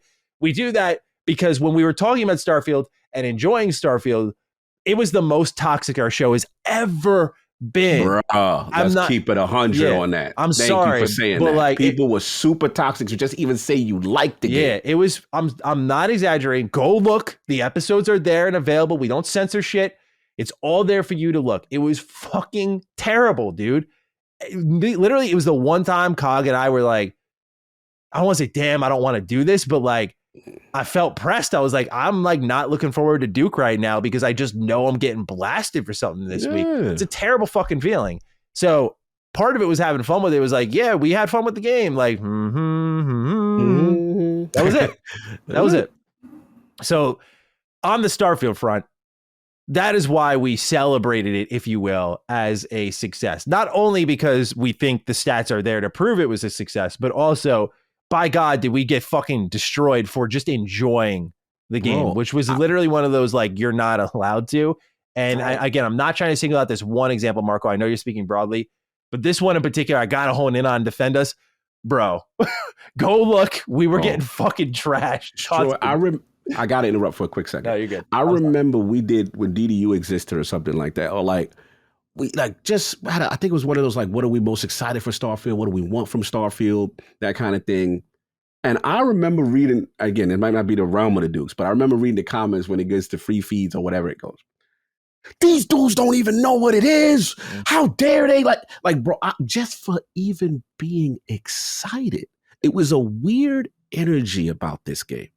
And I'm glad you said that because I've never really experienced that. Like I've always, with any new release, whether it be PlayStation or something, and everyone's excited about it, like, yo, here's the potential. These are the makers of, blah, blah, blah. Hey, we're hype. Mm-hmm. And it was just like, I've never seen it. And I gotta be real. This is where I felt at that time, and I'm gonna say it on the record, that I felt that people who were not part of the ecosystem were imposing their feelings on something. Yes, I'm sorry to profile as well, but I would agree. It was definitely we'd be stupid. This is not everyone. Not everyone. We'd be stupid to not acknowledge that as Last Stand markets it, PlayStation's podcast of Sacred Symbols is our flagship show, and then pretend that most of the audience aren't PlayStation fans. Doesn't mean every PlayStation fan is a toxic asshole. Right. Absolutely. But you don't think that breed has not crept into the audience just in general, even if we don't want them here? By the way, not just me, Colin. No, it's 100% going to happen. And so there's no denying that, like, when you're on, I put in quotes, enemy territory. Yeah, the ops. Sacred Symbols gets the smoke. I've seen some feedback on certain episodes where it's like, they'll get blasted. So we're not playing victims. Absolutely. But I will just say that, like, when the Dukes are a little, there was an episode we just did a couple weeks ago where we were just enjoying what Bethesda was doing. We were talking positively about Fallout. It's like, bro, it's I always find that Target on Bethesda's back so interesting because it's very interesting. I understand they've done shit like 76, which fucking sucked.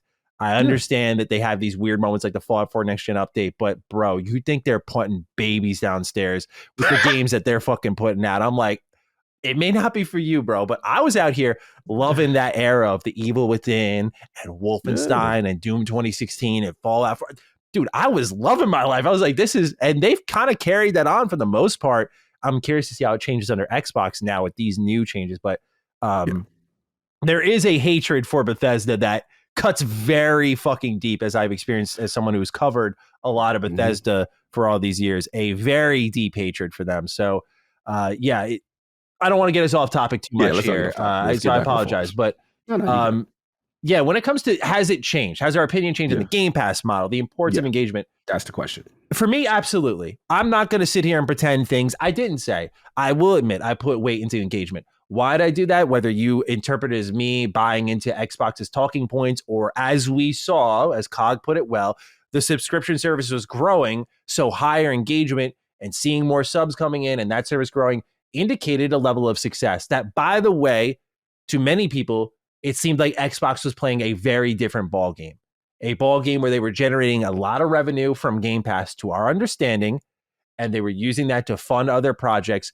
because once their monthly revenue was up so much, they could fund, like, in their hopes, an individual AAA effort just by 1 month of Game Pass alone, which is an insane superpower to have. If you could get your Game Pass subscription to like a Steam store level of revenue generated. We also saw in certain breakdowns, by the way, not recently. Recently, Xbox metrics have been awful, but we saw hardware was up, storefront sales were up, subscriptions were up. So when you saw engagement, I will only say this in my defense, that it did signify something positive, because while we weren't getting hard numbers, which is something that Xbox should start doing, and I agree, and we have said that before, that trend upwards while seeing engagement numbers go up signified the plan was playing out well, especially when nothing had dramatically changed by that point in time. There were layoffs to degrees, but one of the big slams of layoffs came mostly to the corporate side of Microsoft. Then Xbox got hit. Then they got hit again very recently. So we're seeing the gradual change, and I'll be the first to admit, learning as I go in some degrees here. I'm not going to, I never acted like the acquisition expert, but just to make it clear, learn as I go here. But that was my understanding. Has my opinion changed on that? Absolutely. Absolutely. I can't sit here and say that, as even someone who's a big fan of Game Pass, I can't sit here and deny you till I'm blue in the face that it is now having a net negative on the financial impact of Xbox as a brand, where they are not selling enough games. Game Pass is bottoming them out. And I don't know how they get out of this, because now their next tough decisions we talked about last week is Call of Duty on Game Pass. What do you do with that? Do you use it as the superpower to push more people in?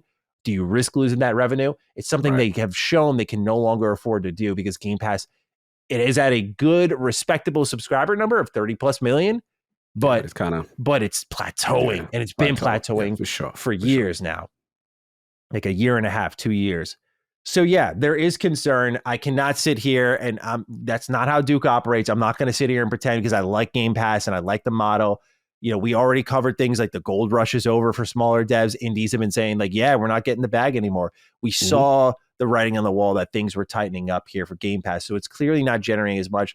So yeah, it does change how I interpret things. And that means that a lot of games for Xbox will just kind of have no thoughts on if these are going to be successes or not, because they'll continue to put out X amount of players played Hellblade 2. I don't think they're suddenly going to be like, oh, people are mad at us, let's put out sales number and be like, Hellblade 2 sold 50,000 copies. Like they run the risk of embarrassing themselves. And I think that's why they don't do it. And now we're seeing what's happened from all those years of just not selling games and putting them in the Game Pass. So yeah, that's where I stand on it. It has definitely shifted my interpretation of things, and I'll continue to apply that moving forward. But what about you, Cog? Any changes on the stance here of the importance of engagement and the Game Pass model? Great question by Marco. I love the question. I think that like you said earlier, they were so more transparent at the beginning because success was there, right? And we saw that's where we used to get like the monthly numbers. Yo, they're at 15. Yo, they're at 20 or 25. Oh wow, like you see what I'm saying? Like we would get those type of numbers from financial reports. Then I remember one more like financial report that came in. You see the Game Pass numbers. It's like, interesting. No longer reporting that, right? So to Marco's credit, from that point on, it then became, we just started to hear about how many players played something and yada, yada, yada. And I think that's fair. But to your overall point, how you defend Starfield, I'm not going to regurgitate what you said, because I 100% agree.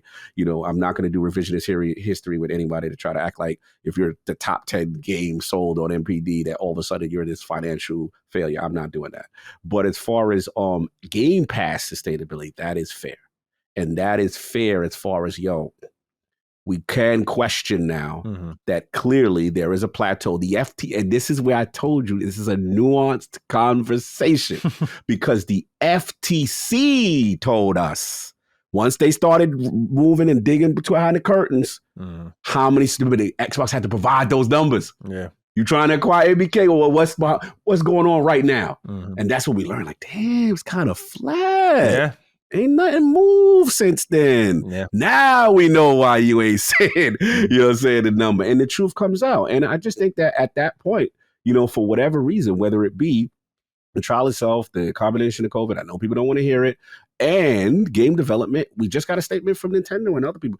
5 to 7 years is now the game development cycle. And Jason Schreier even pointed out that has changed. 'Cause I remember at the time people were like, yo, what is taking Xbox so long? This doesn't make everybody now. So it's a combination of all these things in conjunction with thinking that you had a gold mine at the moment you were peaking, and it didn't work out for you. Mm-hmm. So now you got to scramble. Now you got to make changes. And what I will say to Marco's point, as far as worrying about the future, look, and I had this conversation with Colin, and Colin actually surprised me because it was a constellation, Maddie.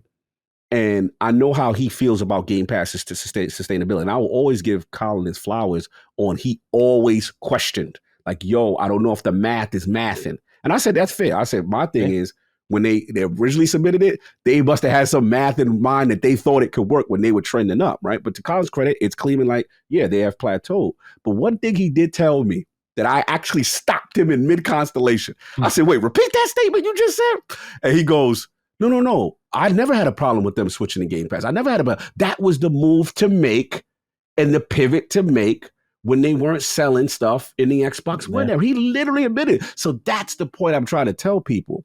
It's like, even people say, oh, it was a mistake, and this, that, and the third.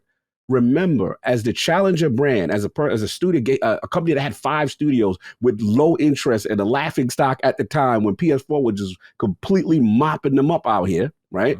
They made this pivot into this service. Right. So these are the things you have to do to adapt to exist. Because if you would have tried to continue the traditional model, doing it Nintendo way and PlayStation way with what you had, your offerings at that time, it wasn't going to work. So that's what I look at. But yeah, clearly is a change. Definitely feedback and criticism is warranted. And as far as any type of the company line stuff, I think I will hold myself accountable for probably reading into like the engagement of how many players or stuff like that. That's cute. That's cool. But we did notice they started to avoid the hard and fast numbers with where Game Pass is and how much something sold and all that other stuff. So yeah, I think that's fair. All right. Well, we've answered the realm of the Duke's questions enough. It's time to get into our number one story here. Sarah Bond's interview with Bloomberg. This is, as it stands, the only official reply we have to the situation surrounding the 4 Bethesda studios shutdown. And this is really Sarah Bond's first experience with this part of the Xbox community. They have been very gracious to her, very loving to her, very kind to her. And this is her first experience, I think, being thrown out to by the corporate wolves, bro. We'll get into it a little bit here because I got some thoughts. There's some major bullet points we're going to go over, but I have some separate notes here, Cog, of just things that were said, questions that were asked. So she was asked about gaming not growing. How does Xbox turn this around? And she mentioned that 2023 saw tremendous releases, but the growth did not follow, which I think is an indication of what happened with Starfield, which is that even that game didn't move the needle for them, which we've already talked about, right? We saw the revenue.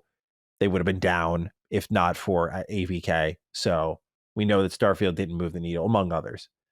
And then they said they need to make gaming more accessible while the cost goes up, as does the time to make these games. So they're trying to figure out more ways to make it accessible.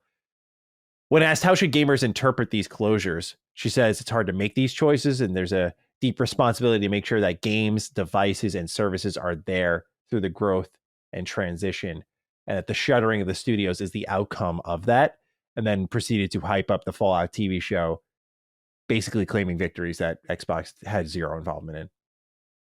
When asked about Tango Gameworks, I don't mean to read too hard into mannerisms, but I think this was an extremely important time to do so. Sarah Bond had what I would call the pit in your stomach moment. She had the rapid blinking, her face wrinkled up. She had a hard swallow, 1,000-yard stare, and started kind of fidgeting a ton as this hit her, because I think she knew what was going to come from this part of the interview, which we've seen the catastrophe online. She got blasted for this answer. Her answer about Tango Gameworks was that she loves that gaming is a creative art form, and situations and successes are unique. No one size fits all. And they look at each studio on a variety of factors, but it all comes back to the long-term commitment of delivering on promises, which is effectively just a non-answer. She had no answer to it. There's no data right now. Funny enough, we were just talking about this. No data on Xbox games coming to PlayStation, as in like sales or anything, but quote, really encouraged by the reception, end quote.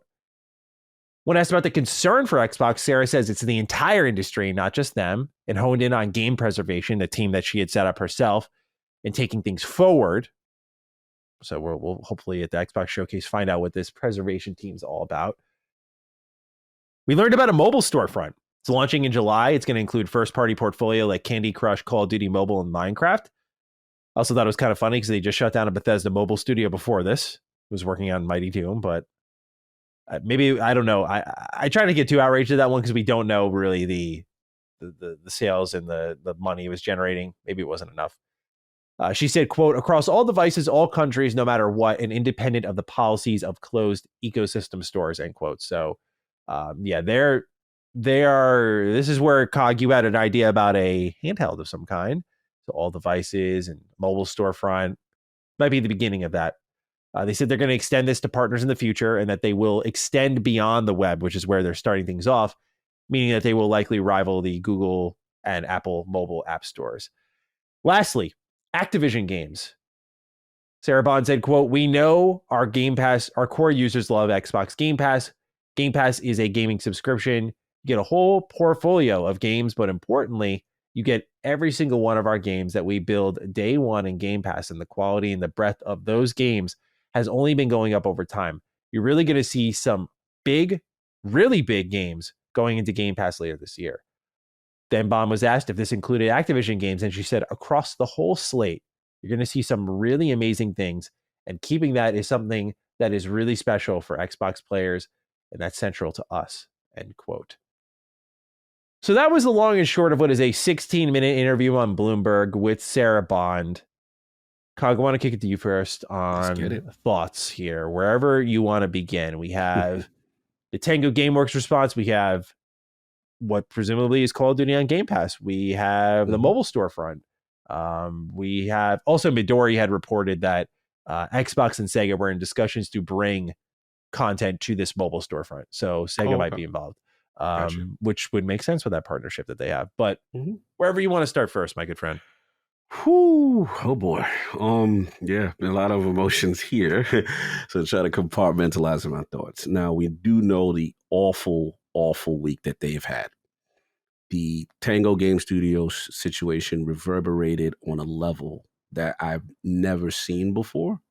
And I think also was exasperated by my good friend, John Johannes, who I'm really, really cool with. And it just broke my heart to see his Twitter response to Matt Booty's things, as well as just in general with everybody, you know. So I think the issue that I have is, first off, Sarah Bond, the queen, love her to death. Obviously, man, I took slugs for taking pictures for you. But I got to speak honestly, you know what I'm saying? But the reality is this, you know, we're going to be in a world now where Phil Spencer, you know, he's not longer the head of Xbox. He's like the CEO of Microsoft Gaming or whatever. So to me, the way I look at it is, as much as I love the Queen, Sarah Bond and everything, and she's done all these great things, and, you know, getting games to Japan and all that other stuff, and Game Pass deals and all, great. But to me, I judge people when the lights are the brightest, when it's the most uncomfortable, when it's, yo, you got to get in front because you know there's an angry mob waiting. You know the morale is low. And the way I interpret that is, yes, we know in corporate, there are prepared statements that she has to say, and you ain't going to be able to deviate from that. But this is where my criticism is. My criticism is this base is hurting, and people want to make sense of why this studio was closed. My issue is just the human element. I didn't once hear, we are sorry for what happened to Tango Games. I did not once say, expect fans, we hear you. Like, there's a plan here. And this is why, again, I'm not trying to be disrespectful, but I'm just trying to say this is why people love Phil, because there is still a human element. And I don't want to disrespect the queen because this is her first time. But in my opinion, I hope this is fuel for improvement for the next situation, because that's where people are not going to empathize with non-answers, right? When you talk in a circle, and that may be what was told you have to say, but it still has to be, one, presented a little better, human element, and two, you've got to know they are coming for you. It's not personal. It's just the business we're in. It's heavy as the head that wears the crown. This is how you got to carry it. And I'm hoping she learns from that. You know what I'm saying? There's no disrespect, because I'm proud to see a Black woman in that position, but I have to be clear about, if I'm going to be fair across the board, that's how I'm going to hold leaders accountable, so to speak. Right? So that's where it was. As far as the other thing, the mobile store, obviously, we see what's going on there. I think that's big. I think that was also like, they could try to get a W in this, try to sneak a couple of W's in an awful situation. Yeah. I thought that was the mini W they tried to announce a Game Pass title at a certain point. I know. That's it. I hope they would have given a bigger W to give us with, to kind of get this nasty stage that's in the air right now with everything that's going on. But clearly the mobile store, the way I look at it, is infancy stages right now, but they're doing this in preparation for a world. Remember, I told you, keep in mind, Maddie, we could be entering a world where they anticipate the walled gardens going down with Apple. And if it does, guess who's be in position with everything they got with King, and now you're telling me Sega and all. So I think that's the fledgling stages. The thing that I thought was the biggest W that probably didn't get the most attention was, obviously, hopefully I win my bet versus you and Brad with Call of Duty and Game Pass, because I still on that last episode. Believe her words, it's looking good for you. It's looking good. My chances feel good. My fair chances feel good. But other than that, it was just, I just felt, this last point, I'm not trying to tear anybody down. I know I've not been on that type of stage, but I understand what it means to present to millions of people. I've been in this position where you have nothing but awful things and negative data and you have nothing positive to say to the base. It's nerve-wracking. It's stressful. But at the same time, you got to understand, being the head of Xbox, this is what comes with it now. Yeah. So this is your first time. I feel you can improve. Because what's going to happen now is people are going to take that clip and try to say that that's you. You know what I mean? Like it gets into that. I know it's not fair, but that's the game. That's the game now. And we got to be better overall, Microsoft and Xbox. We have to be, because you can't tell this base nothingness after you just did a horrible act. Yeah. You can't do that. So I hope they improve with that. That's my last thing. Yeah, I have a little less sympathy, only because from my standpoint, it's like, I can only understand Xbox, if it's true, not foreseeing certain reactions so many times before. It's fucking ridiculous. It's like, to me, Redfall was the big stunner. It's like, you didn't think this would be attached to you at all as an exclusive on your platform. You really genuinely thought there wasn't a connection there, that people weren't going to string one to the other and be like, hey, you bought Bethesda. This is an exclusive from Bethesda on your platform, only on your platform. This is your failure. I mean, I guess maybe you can make some sense of it. Like, were people blasting PlayStation over Forspoken? Well, no, it wasn't like a first party studio at that point, right? It was an exclusive, but I maybe that was their rationale. If they were truly caught off guard by sending Sarah Bond out there, that's heinous, dude. And you could tell on her face she knew what was coming. To a degree, I actually sympathized for her a bit. I was like, bad. I really felt bad, and I know people are like, oh my God, they're bootlicking. It's not. There's a human element to it, believe it or not. She did not look comfortable at all. At all. At all. When she had to answer that question about Tango, I feel like that her bodily cues told me that she had a completely different answer that she was not allowed to say. This was you're going to go out there, when you're asked this, you're going to say this. You're going to say this. And let that be that. And she probably looked at that piece of paper and went, this is a fucking terrible answer, and you're going to have me be the spokesperson for it. In my opinion, this is not to protect Sarah Bond. This should have been Matt Booty's question. His ass should have been in that chair. Everybody coming for the booty today. Booty time. Those cheeks are on fire, bro. Oh, man. I'm sorry, but like, damn. It's not because I got a problem with him. You know, I'm not trying to make it personal. I know I've fucking called him out a lot, but like, dude, you're the one sending out the email. That's I know she's president. She should be qualified to answer. But that is Matt Booty's question to answer. Phil, that's his question to answer. I think she's qualified, but I also think they sent her out to die with that one. There is no good answer to this, is all I got from it. Yeah. There is no, even the corporate non-speak bullshit positivity could not pierce the veil here, because there is nothing good that came from it. All I got was there's no good reason, and we're trying to save money and appease shareholders, but that's not going to sound good. So yeah, we care about games, and this is the long-term growth of the industry, so we shut some stuff down. That's all I got out of it. All right. And if you can't put a remotely positive spin on it, your recovery was so easy. Sarah, we're pulling you from the interview.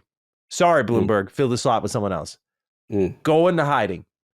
June 9th is right around the corner. You got a nice, pretty showcase there waiting for you, where, as I said in my write-up last week, you could pretend you give a shit. And you can put it right next to, look at these games. Look at these games. Look at these games. Look what we got going on, y'all. Games. I'm frustrated from a weird perspective of like, your recovery option here was so obvious. Shut up, go away. Nothing you say is going to go well. Nothing you can say is going to work. It doesn't matter who or what. Nothing you say is going to go well. Go into hiding and live to fight another day at your showcase. What were you going to say, though? No, you got a good point. I'm going to be even brutally honest.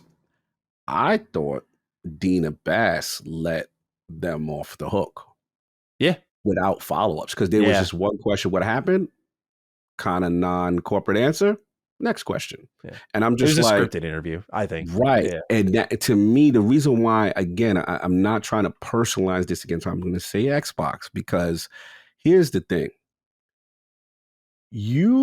That platform, what was it, Bloomberg, I believe? That was light work. If you get in front of any of these other major networks, they're not letting you go. What do you mean? How did you not foresee that? Mm-hmm. That's how it go. Real investigative point. They're gonna be on you. They're gonna want to know. I've seen those type of scenarios. Sometimes I think Phil has been on either these international platform. When you get on these stages, they were very fortunate, maybe because you said it was scripted or whatever, that it was just that and the softball and then move on, right? Yeah. So that's my concern. It's just like. And that's why part of me, I'm not making excuses, but part of me is like, this is clearly a directive that they are not happy with and uncomfortable with, and I'm being thrown out. Because the sad reality is that we ain't gonna never see Amy Hood and Tim Stewart and Zati go have to answer these questions, right? If it's their true decisions. I'm not making excuses, but they're gonna have to do a better job than this. I'm just gonna be honest. They have to do, because non-answers, to your point, is worse. Yeah. Just don't, and maybe this is why I say where I'm wrong. And I'll admit this, maybe it is just be quiet, bro. Don't even just shut up. Don't even make yourself available. You know, y'all messed up. Come back to the showcase, show all these amazing games, try to build it their way, because it just, man, it didn't go good. I saw that clip going viral everywhere, man. Yeah. And I felt bad. I'm like, man, this is awful, man. Because I didn't anticipate them. We talked about it on Define Duke. I was like, there's no way they're going to go out and say anything about it. It's not only the fact that they did. When I saw Sarah Bond interviews going around, I'm like, oh, wow, okay, they're actually going to tackle this head on. Okay, props to them for not hiding. Yeah, for sure. It could not have been a worse response. Yeah, it could not have been a worse response. And I know that it would have garnered outrage at all. And I don't expect all of a sudden these execs to start telling us the truth. But this weird attempt at talking about it being for the long-term growth of the industry is a terrible fucking look. And I agree with you that the follow-up questions not being there, what a softball interview, dude. It was just sad to watch all around. I was like, this is it. It goes to show, though, something that people complain about Defining Duke Goldman, like, why don't you guys get high profile guests? It's because even if you get them, sometimes your question has to be vetted. Sometimes you can't ask certain things. Like, I remember one time, I'll just say, I did an interview for Obsidian. I was going to ask them about the Outer Worlds. And I was specifically asked, do not talk about the Epic Game Store. because they were, I think, doing something with it at the time. And the Epic Game Store, although it's still kind of controversial now, was like, if you were on the Epic Game Store then, evil incarnate. And because I asked him before I started the interview, because I wanted to just go free flow. I was like, is there anything I can't bring up? And he's like, don't do the Epic Game Store. That's all we really asked. So that type of shit will come up in certain interviews. Mm-hmm. And it doesn't matter who you get. Because I can't sit here and be like, well, give me Sarah Bond. I'll give her a real interview. Bro, if they got those answers prepped and they're not doing like a Phil Spencer type routine where he's just like, all right, let's just open this can of worms. Let's just do this. Get it off our chest. If they're not doing that, you're not going to get anything. It doesn't matter who. And sometimes marketing is in the room. So it's people don't realize what really goes on. You know what I'm saying? Absolutely. We didn't have to really vet our Pentiment interview, but we had people from Xbox and Obsidian sitting in the call while we were doing the interview. Nice. Yeah. It's real. Yeah. It's real. And again, thankfully they, trust us, and we were able to do a free flow. Yeah, and, we just did our thing. You know what I'm saying? Which is us, and they allowed us to do us. So that's dope. You know what I'm saying? But that's the thing that we realize, you know what I'm saying? Like I said, with corporate and stuff like that. But yeah, it definitely, we know what pre-prepared statement that was given to her. Let's call it what it is, right? And I'm more mad at the tone deafness of what was given to be said. Tone deaf. I just don't think that. Yeah, I just don't think it was appropriate for the climate. And if that's how you're going to do it, it's probably better not to send her out there with that statement at all. And this way, it's just... The thing is, bro, you talk about legacy. I know Sarah Bond's been there for a while. We've talked about Sarah Bond kind of being like the next in line, potentially. Absolutely. That's the assumption. That's the scuttlebutt. Yeah. You have now attached her since her promotion, right? If you're trying to set up confidence in future leadership, which is another whole concern for Xbox. If you're trying to set up confidence in future leaders, you have just put her on the spotlight for updates to the Xbox business where they've gone multi-plat, and now this. Dude, she is not going to be loved by fans in very, very short time, in record time. Like, the only reason I think Matt Booty got away with for so long is because his ass doesn't show up. Go to social media, look at any interviews. This dude is nowhere. I ain't gonna fret. He is nowhere to be found. We gotta give him some intelligence on that. He ain't about none of that. Like, you wouldn't know this guy exists if the emails get leaked. Yeah, you wouldn't know about this guy. He is so to the back. It's not even funny. Sarah, as a forward-facing presence for your company, she's outside. Yeah, you gotta. If you are Xbox, you gotta. If she's gonna be a future, I mean, she is a leader there, but like, she's gonna take over one day, which is what many people think is gonna happen when Phil's done. If she's gonna take over one day, you need to set her up for success, man. You just cannot keep strolling her out like this. This is twice now in like a month and a half stretch where you just sent her out to fucking die. But not to be protective of her. Just again, if your interest is in Xbox and you're looking at future leadership, they are not protecting the people who she can just leave over that, right? At a certain point, be like, throw me to wolves. That's what I'm trying to tell you. Like, again, these are the nuanced conversations I know people don't want to hear. But what happens is when stakeholders now make a decision and they're going in this other direction, as opposed to the group that now has been superseded, a lot of times the people who now have to toe the company line with a direction that they don't believe in, that wasn't what they signed up for, that they wasn't working on for 3 to 4 years prior, guess what happens? People say, oh, you know what? I'm out. I'm good. Yeah. You see what I'm saying? That's another reason why my thing is I'm like, man, if they're not about this and they're forced to trot out there and say things like that, that is quickly accelerating your exit papers. Oh, 100%. We talked about that with the multi-platform strat. The question we got was like, is this Phil, Sarah, Matt? This is before people were calling for their jobs. And people were like, yeah, well, if it's not their call, this goes against their vision, which is a promise of exclusives. Yes. And if they're already parroting those talking points, which maybe some of them believe in, and now you do this again, it's like, how long, if they don't believe in this vision, do they stick around? And that's the thing. They may not get fired. They may just leave. I've been in a meeting, and I won't say the names. I won't say the context, but I've been in a corporate meeting, high end, and similar situation happened, Maddie. And it's going another direction now, completely opposite from everything this team worked on, right? Completely the antithesis for what this team stood for. And I remember in this meeting, it was the most saddest meetings I've ever been a part of. And somebody stood up in the meeting and said, I got on this team because I felt we were making a difference. And if you heard about our company name, when I tell people that I work for said company, they say, ugh, like, I can't believe you would work a company. But they would say, I knew I was making a difference. And now y'all telling us this. This is what we're doing after we told the people and what we said we was going to change. And people got up and the papers were out the next day, including the leaders of said group wasn't with it. So these are the type of decisions that can have that type of reverberation in a company, especially when it's this drastic a shift from saying little studios get supported, we're going to keep things alive. When you have these shifts, there's internal trust. Which we've seen all year, right? Exactly. That's why I'm saying it's I don't know, man. I can't imagine at a certain point, like, they just keep hanging around. It goes back to what I talked about, the multi-platform push. I'm like, once you've been riding that vision for a while, you can only be a team player for so long before a moment like this happens where you're sent out to say something that, and this is not the defender, but you're sent out to say something that you probably either don't agree with. That's a bit of an assumption on my part.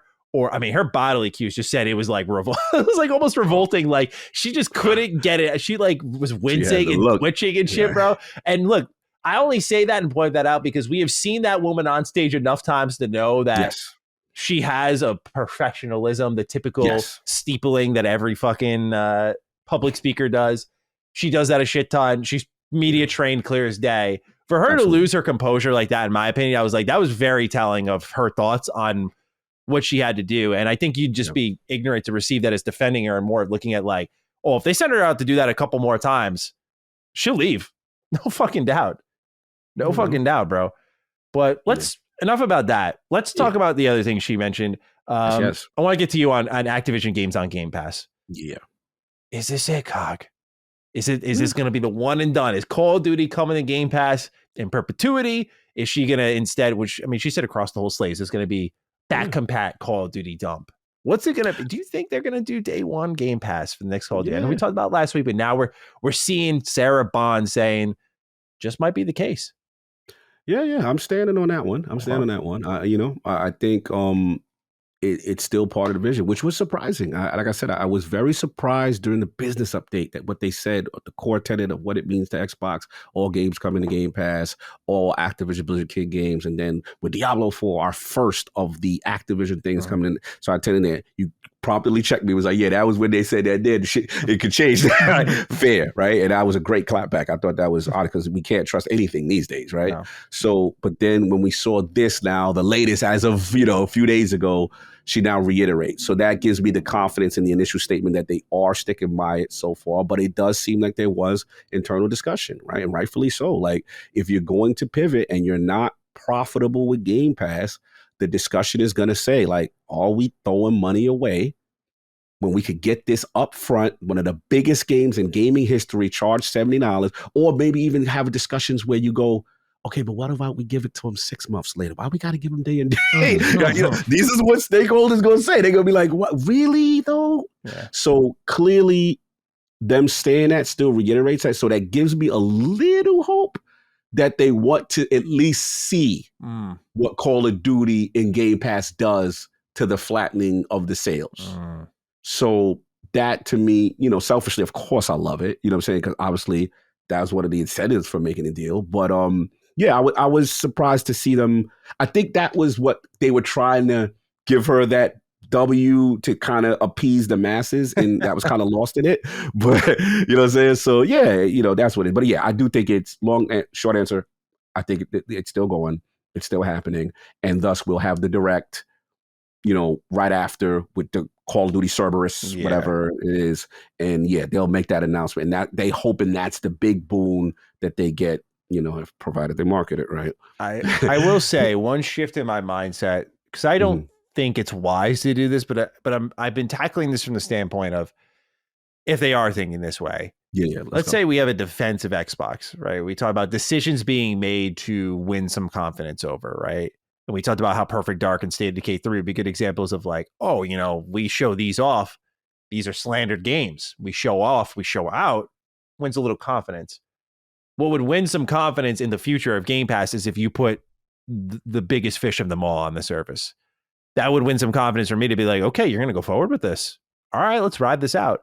one mantra that we've always lived by here in the Finding Duke is that you extract all value possible from Game Pass because you never know how long it's going to be around for. Preach. We've always said that. We said, if it goes away tomorrow, at least I know I got to play all that shit for free. If it reverts to kind of a PS Plus level subscription service, at least I got all those experiences beforehand, right? Exactly. We don't know what the future of the service is, but it's something we've said for a while.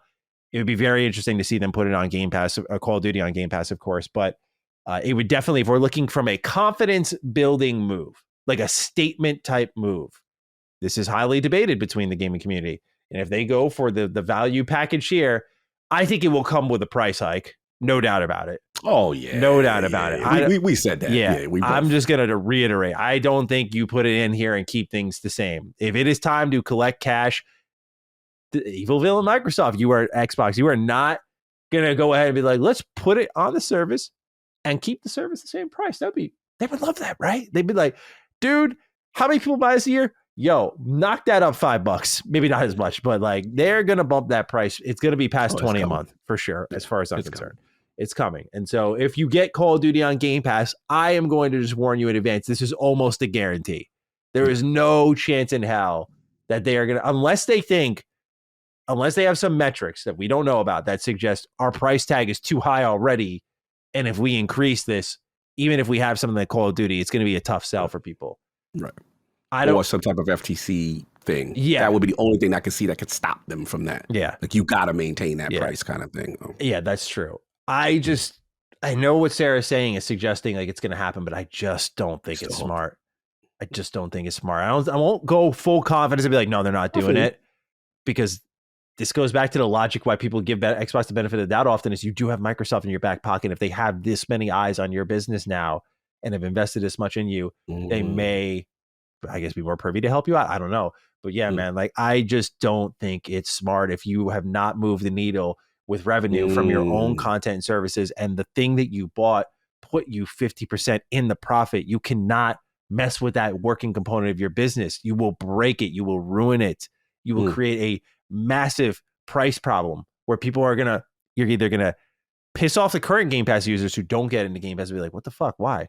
But if I'm running the business, a corporate Maddie, actually. Corporate Maddie, let's go. How about that? Corporate Maddie steps in the building, suit and tie. I would be putting this thing out for sale, not on Game Pass, because I'd rather piss off that base than if I'm trying to increase my bottom line and ensure that number goes up. It is not going up through Game Pass as far as I'm concerned. We have seen how major games, I'll go back to Starfield, which I think is a success, by the way, did not move the needle for Xbox, and in fact would have left them in a year where they were in the loss. They were not coming out super profitable in that last quarter. And that was with Starfield. You cannot risk it. I just don't see the sensibility in it, other than this is their belief and their vision. And maybe they won one last favor to be like, clearly give it the push. Yeah. Listen, I'll give you this. I don't agree, obviously, with not putting it in Game Pass. I understand what you're saying from pure business. You make sense. What I will give you, though, when people say, remember when the rumors, everything's coming, Starfield, all the games, they got to get in front of it now. Now you got to have a business update, right? We got to get them on stage. I thought at that time, Band-Aid's about to get ripped off. I thought that was the time if they were going to do it, and you're going to go multi-platform. Some of the thought is, why are we even playing here? Let's just whoop. Yeah. So I was shocked, Maddie, to see them say the game. I even thought day and date might go away, to be honest. I wasn't there, but I can see how you were. Yeah. Yeah. I was just like, okay, so we still keep a day and date. We still keep it. I mean, as a consumer, I'm like, yes. Oh, yeah. Oh, I was getting Sega vibes quickly because I know how quickly this can go. Bro, I woke up one day and Dreamcast was like, yo, production is over, sir. Yep. This is it. Oh, by the way, our games will be over. Sonic will be frolicking with Mario next month, and all the console stuff is over. That's how quickly it ends. Yep.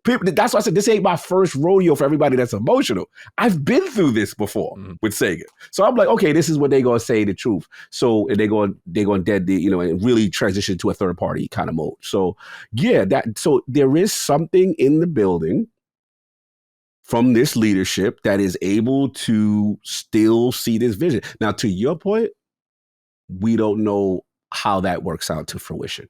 if this is not financially responsible. I will give you that. I don't know how to math go on math. That's on them. But clearly they were able to get this decision to still stick, which is surprising to me. I will be honest, based on what we know from the data that we have currently. But as the fan, as a consumer, oh yes, please, thank you. I will be there. I will be there to collect my Call of Duty if they continue. Thank you. Yes. Ultimate. Yes. Game Pass. Well, how about we lean into the last component of this interview here, the mobile storefront. Now it's to be opening in July. I want to get your thoughts on this first, because you you kind of insinuated you think this might connect to like a handheld or something like that, or at least that was the understanding I walked away from. Is that your thought process? Do you think this is kind of like, this is a breadcrumb to the handheld experience that's coming from Xbox? Let me know what you're thinking on this. Yeah, I think that we're in the incubation stages. I think that we do know mobile was always the play. People forget. Yes, Call of Duty, but we keep forgetting about King. We keep forgetting. They want to get that Candy Crush. They want to get things popping over there, right? Now, granted, I personally don't think it will be a success out of the gate as a new storefront until litigation happens where Apple has to say, damn it, we got to play nice. European government, all right, you won. And I think they are banking on this. They are creating this with this mind that if the minute that wall garden go down and we could put our joint, that's where we're going to go. And I'm starting to get, my prediction would probably be, remember when Epic first started? Remember, people forget, like Fortnite was so big that it kind of launched the Epic Game Store. Yeah. Like so I think that they know they have one of the biggest properties, you know what I'm saying, with King and all the stuff that they do. Get this thing off the ground, maybe pull some exclusivity, I don't know, maybe, or maybe not in the meantime, but they are going to start to incubate stuff. And I think this plays into the final thing, which is we do know the hints of the handle. Phil has just been too loose with the mouth. It's too much hinting. We know they want to do this, right? The question is when. But having that type of storefront, having the dedicated mobile device and with the UI and all that's integrated, that's part of it. You want to get that Xbox Series S type profile console, experience with the mobile store. Now you start to build things together. I think that's what they're trying to cook up. They're trying to be forward facing, where they think the industry is going to go in the next 5 to whatever years. And it's more important than people think. I know people roll their eyes because we as hardcore gamers don't really care about mobile. No, I never even considered this. I think it's a really, really good thing to bring up, because it has bigger implications than just like, oh, they're getting their mobile store money. Absolutely. Right. And that's a really good point, because, we know they've been flirting with this idea a ton. They've gotten the research done with Asus, and we know how Xbox is, everything on every screen. So this isn't just going to be like, oh, this is the dedicated mobile experience you'll find on the Xbox handheld. No, they'll put it on phones if they can. They'll put it anywhere that can take an app. They will put it anywhere, tablets, everywhere. Absolutely. No doubt about it. So yeah, it's a really good point you bring up there, because it's just more fuel to that fire that this mobile experience will. I guess this handheld will include that mobile experience rather. Oh yeah, I would hope so. I would hope so. But yeah, I think so. And then shout out to you. I did not know about the Midori reporting with Sega and the partnership there. Midori's just a gold mine. Like I always check their Twitter account before any show, because I'm just like, what's going on with Sega? Okay, cool.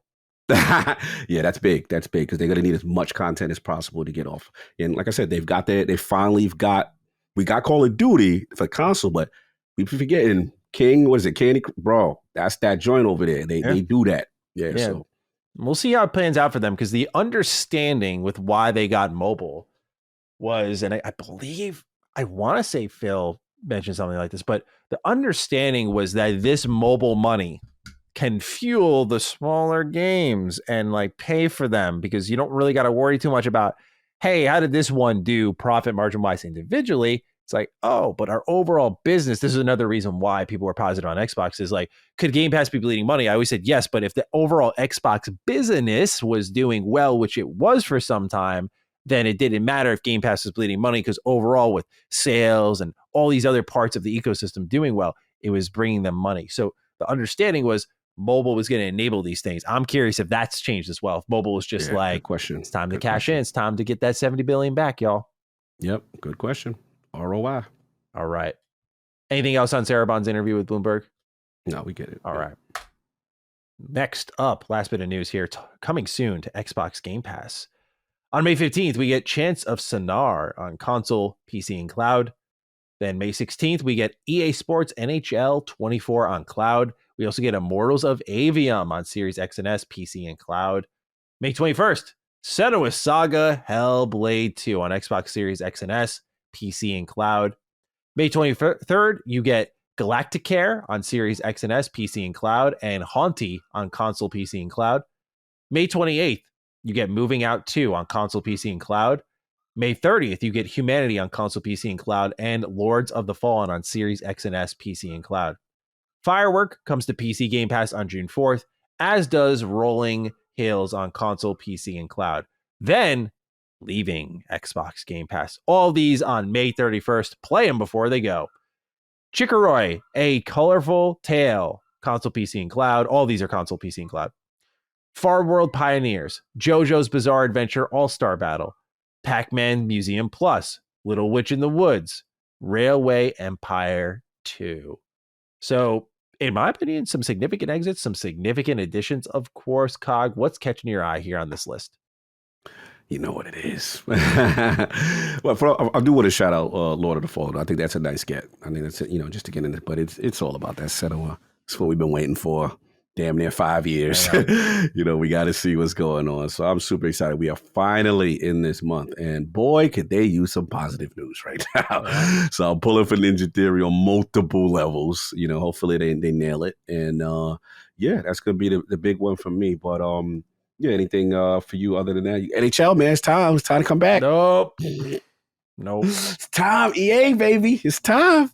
It's in the game. Awful game. I can't stand the NHL games, man. It's so bad. You gotta make them ranges. Gotta simulate it. God, I hope they don't lose. I really hope not. Wearing my shirt for good luck. I would say outside of the obvious one in Senua's Saga, Lords of the Fallen. I own it physically already, but that's one that I've been wanting to try. So that was it, because that game, I remember it had like a lot of criticism at launch, I think, for its technical state.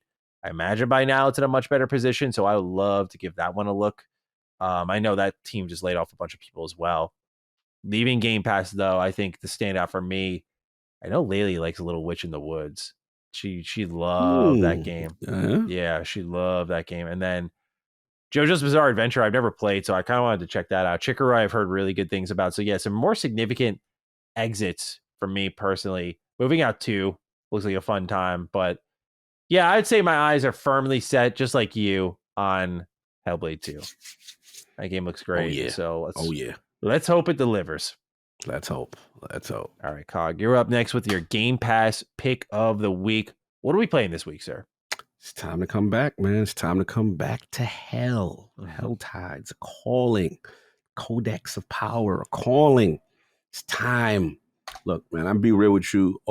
Diablo 4 launch was amazing, but the seasonal model I just felt was kind of lacking. As a Destiny player, as a person who plays live service, I'm like, this is kind of middling content. I didn't really feel substantial. And I know we got the big, the expansion, the Vessel of Hatred later on in the year, which I would consider probably their Taken King moment where they're really going to do a story expansion. But I have to admit, I've been following this whole season of the Loot Reborn, and I am impressed because they are, the problem with the Diablo community right now is I felt like the devs were just way too heavy-handed with, oh no, it's your DPS is too high, you're breaking the build, you're clearing all these. Let them have fun. Players, like Destiny had to learn this the hard way.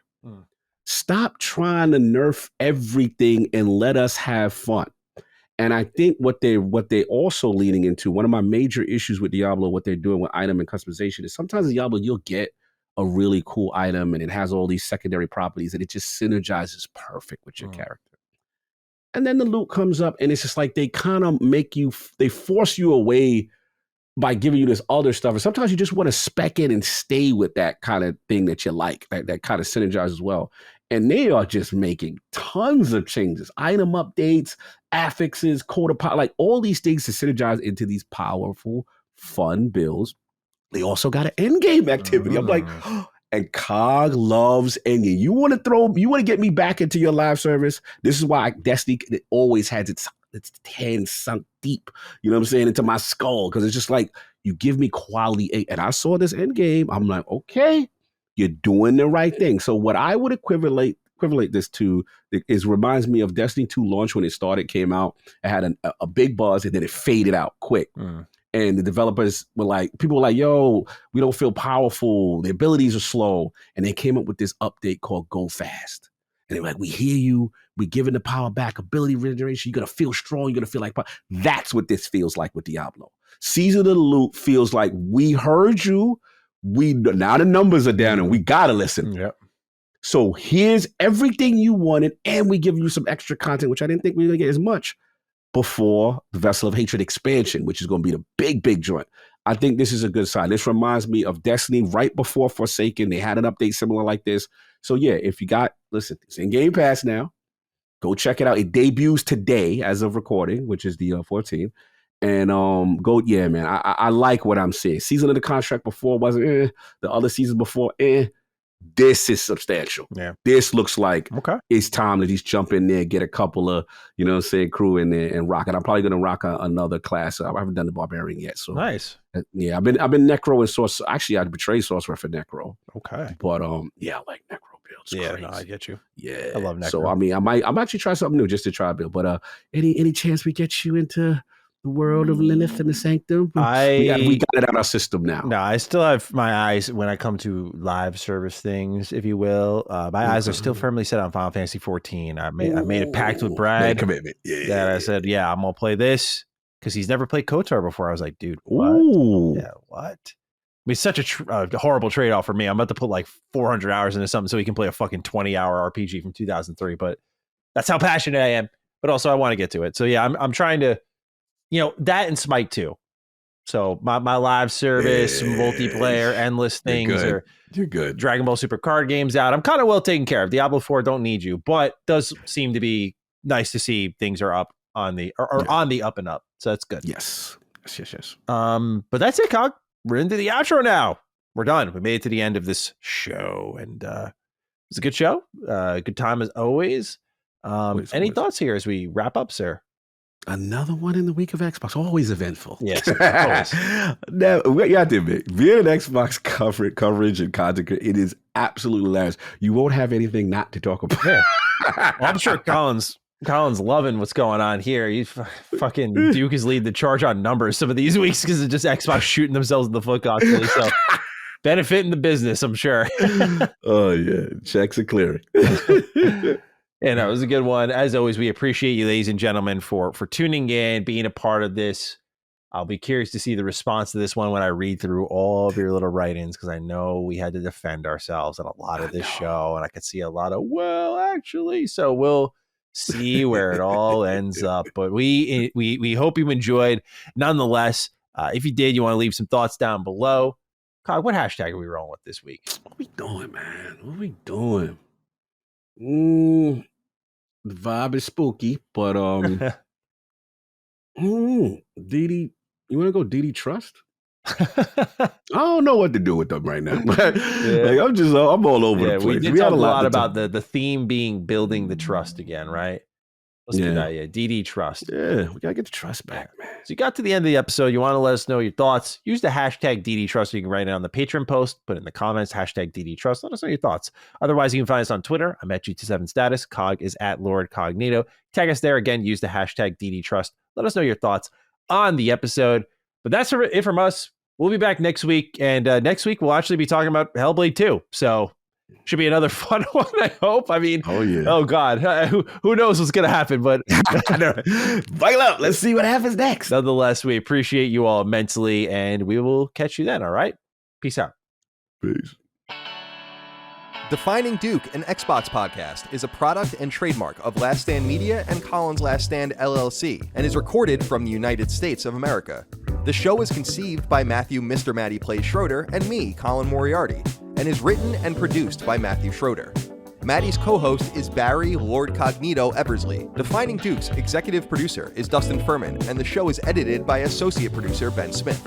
All of Last Stand's theme music is by Ramon Narvaez. As you know, all of Last Stand Media's shows, including Defining Duke, are fan-funded on Patreon at patreon.com/laststandmedia. The following names are at the producer support level on Patreon, and we're thankful for your kindness and generosity.